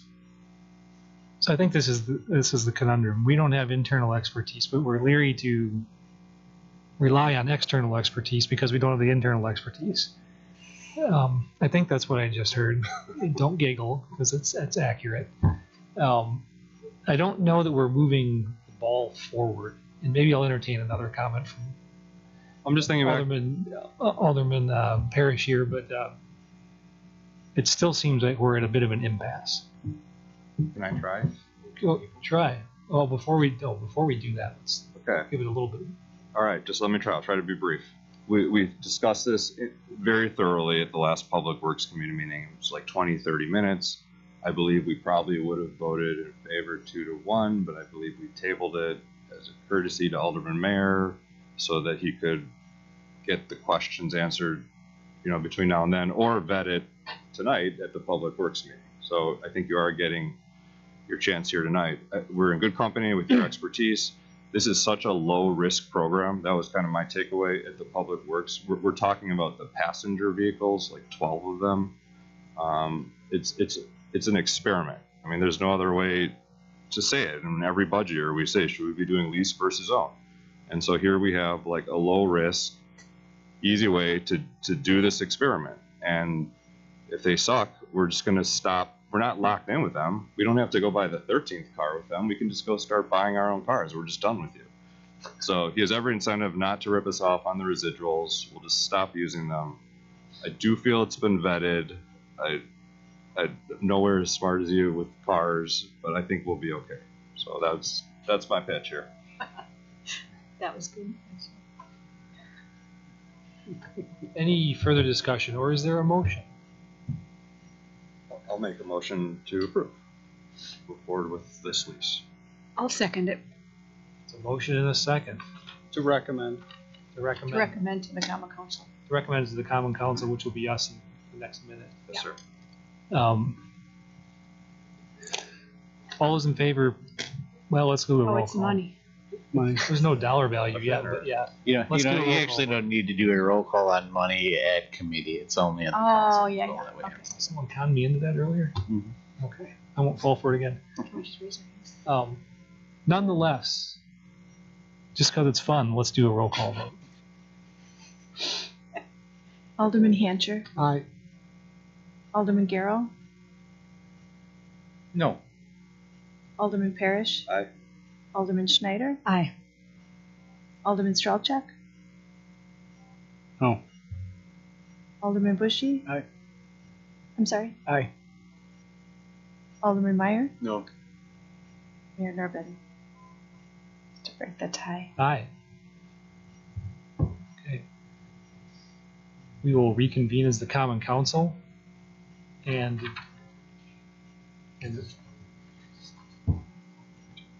well, we will not reconvene as the Common Council because I've been politely reminded we did not have a committee meeting tonight. We have other public works matters to take up. So the next it's the next two, isn't it? Resolution 3951, resolution authorizing an application submittal for Wisconsin Department of Transportation 2022 Surface Transportation Program, funding for road replacement along Mequon Road, Lakeshore Drive, and Zedler Lane. There's no recommendation from the committee, but really brief staff report. Yes, staff only brought this forward to acknowledge that the application would require the consideration of bicycle accommodations. So normally we would have a policy discussion ahead of programming it for a road program about bicycle accommodations, but with the June 1st deadline, we didn't have time to do so. So we wanted to at least bring the grant with the acknowledgement that the application will require consideration of bicycle accommodations, and that would be vetted in the design process. Move approval. Second. Motion in a second. All those in favor, please say aye. Aye. Video. All right. We'll vote on that again in a minute. The final one in committee of the whole here is resolution 3952, resolution awarding the 2022 County Line Road box culvert replacement contract in the amount not to exceed of $300,000. Move approval. Second. Motion in a second. Any discussion? Seeing none, all those in favor, please say aye. Aye. Gotta call the roll. That's committee, That's so for- not yet. Right, committee still. Yeah, didn't fall for it. We are now going to reconvene as the Common Council and vote on those same three things again. So we'll take up resolution 3950 again for the master equity lease agreement for Enterprise. So just as a point of order, the vote on that one was 4 ayes and 5 noes because by our code, District 8 is a deemed no. So it presumably, if the vote is the same, then the motion will fail. So if there's some thought that we want to vet this some more, I would suggest that the recommendation would be to table and send back to committee. Just throwing that out there. Wasn't it 5 yeas, 4 noes? Including the district vacancy? I have noes as It's 5-4. Mayor Garrell, Strelchek, Mayor, and District 8. I have, 5 ayes and Yeah. 4 4 noes, noes. so The then mayor broke the council tie. would be 4-4. It was 4-4 counting the vacancy as a no. Did you vote yes? No, you voted no. Who do you have as your vote, Madam Clerk? I have Alderman Stralchuk, no. Alderman Bushy, aye. Alderman Meyer, no. Alderman Hancher, aye. Alderman Garrell, no. Alderman Parrish, aye. Alderman Schneider, aye. The vacancy is no, and Mayor Nurbin is aye. You pay closer attention than I, so I'll trust those are correct. All right, is there a motion? It will, it'll go through. if It'll, it it'll go goes the through same if way. no one changes. All right. Where are we now? Looking Need for a a motion on 3950. Want to table it? Move to approve 3950. Second. Motion and a second. Any further discussion? If not, please call the roll again. Alderman Garrell? No. Alderman Parrish? Aye. Alderman Schneider? Aye. Alderman Stralchuk? No. Alderman Bushy? Aye. Alderman Meyer? No.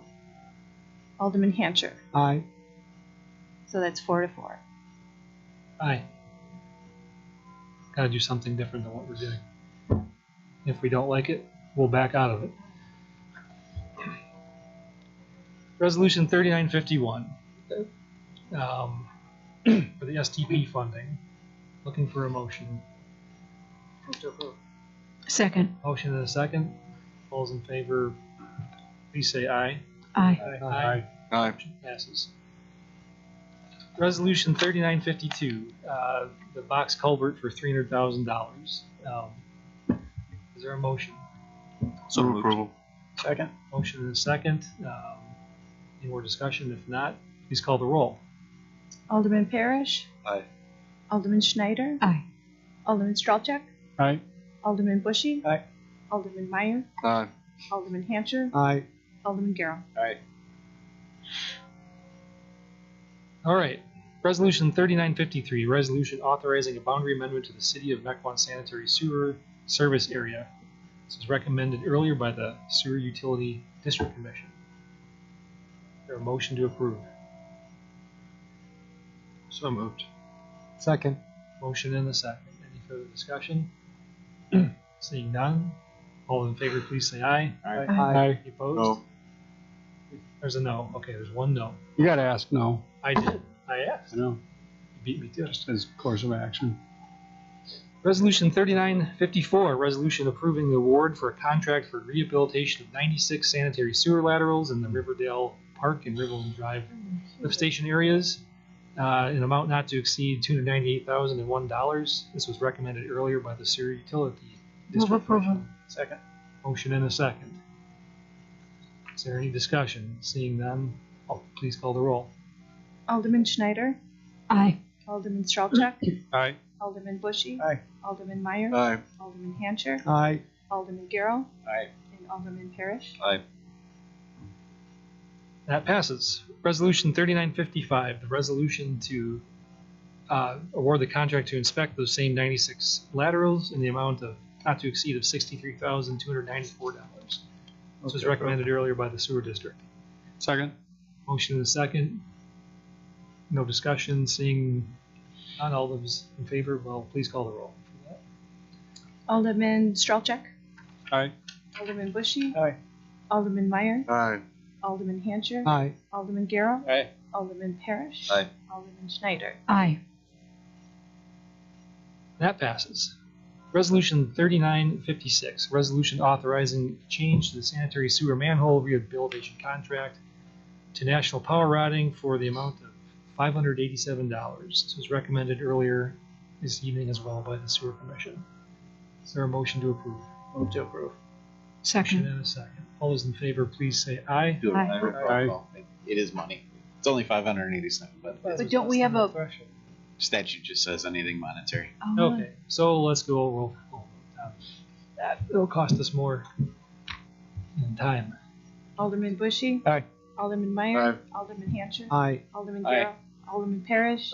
Alderman Schneider. Aye. Alderman Strelchak. Aye. And that motion passes. There's no specified unfinished business.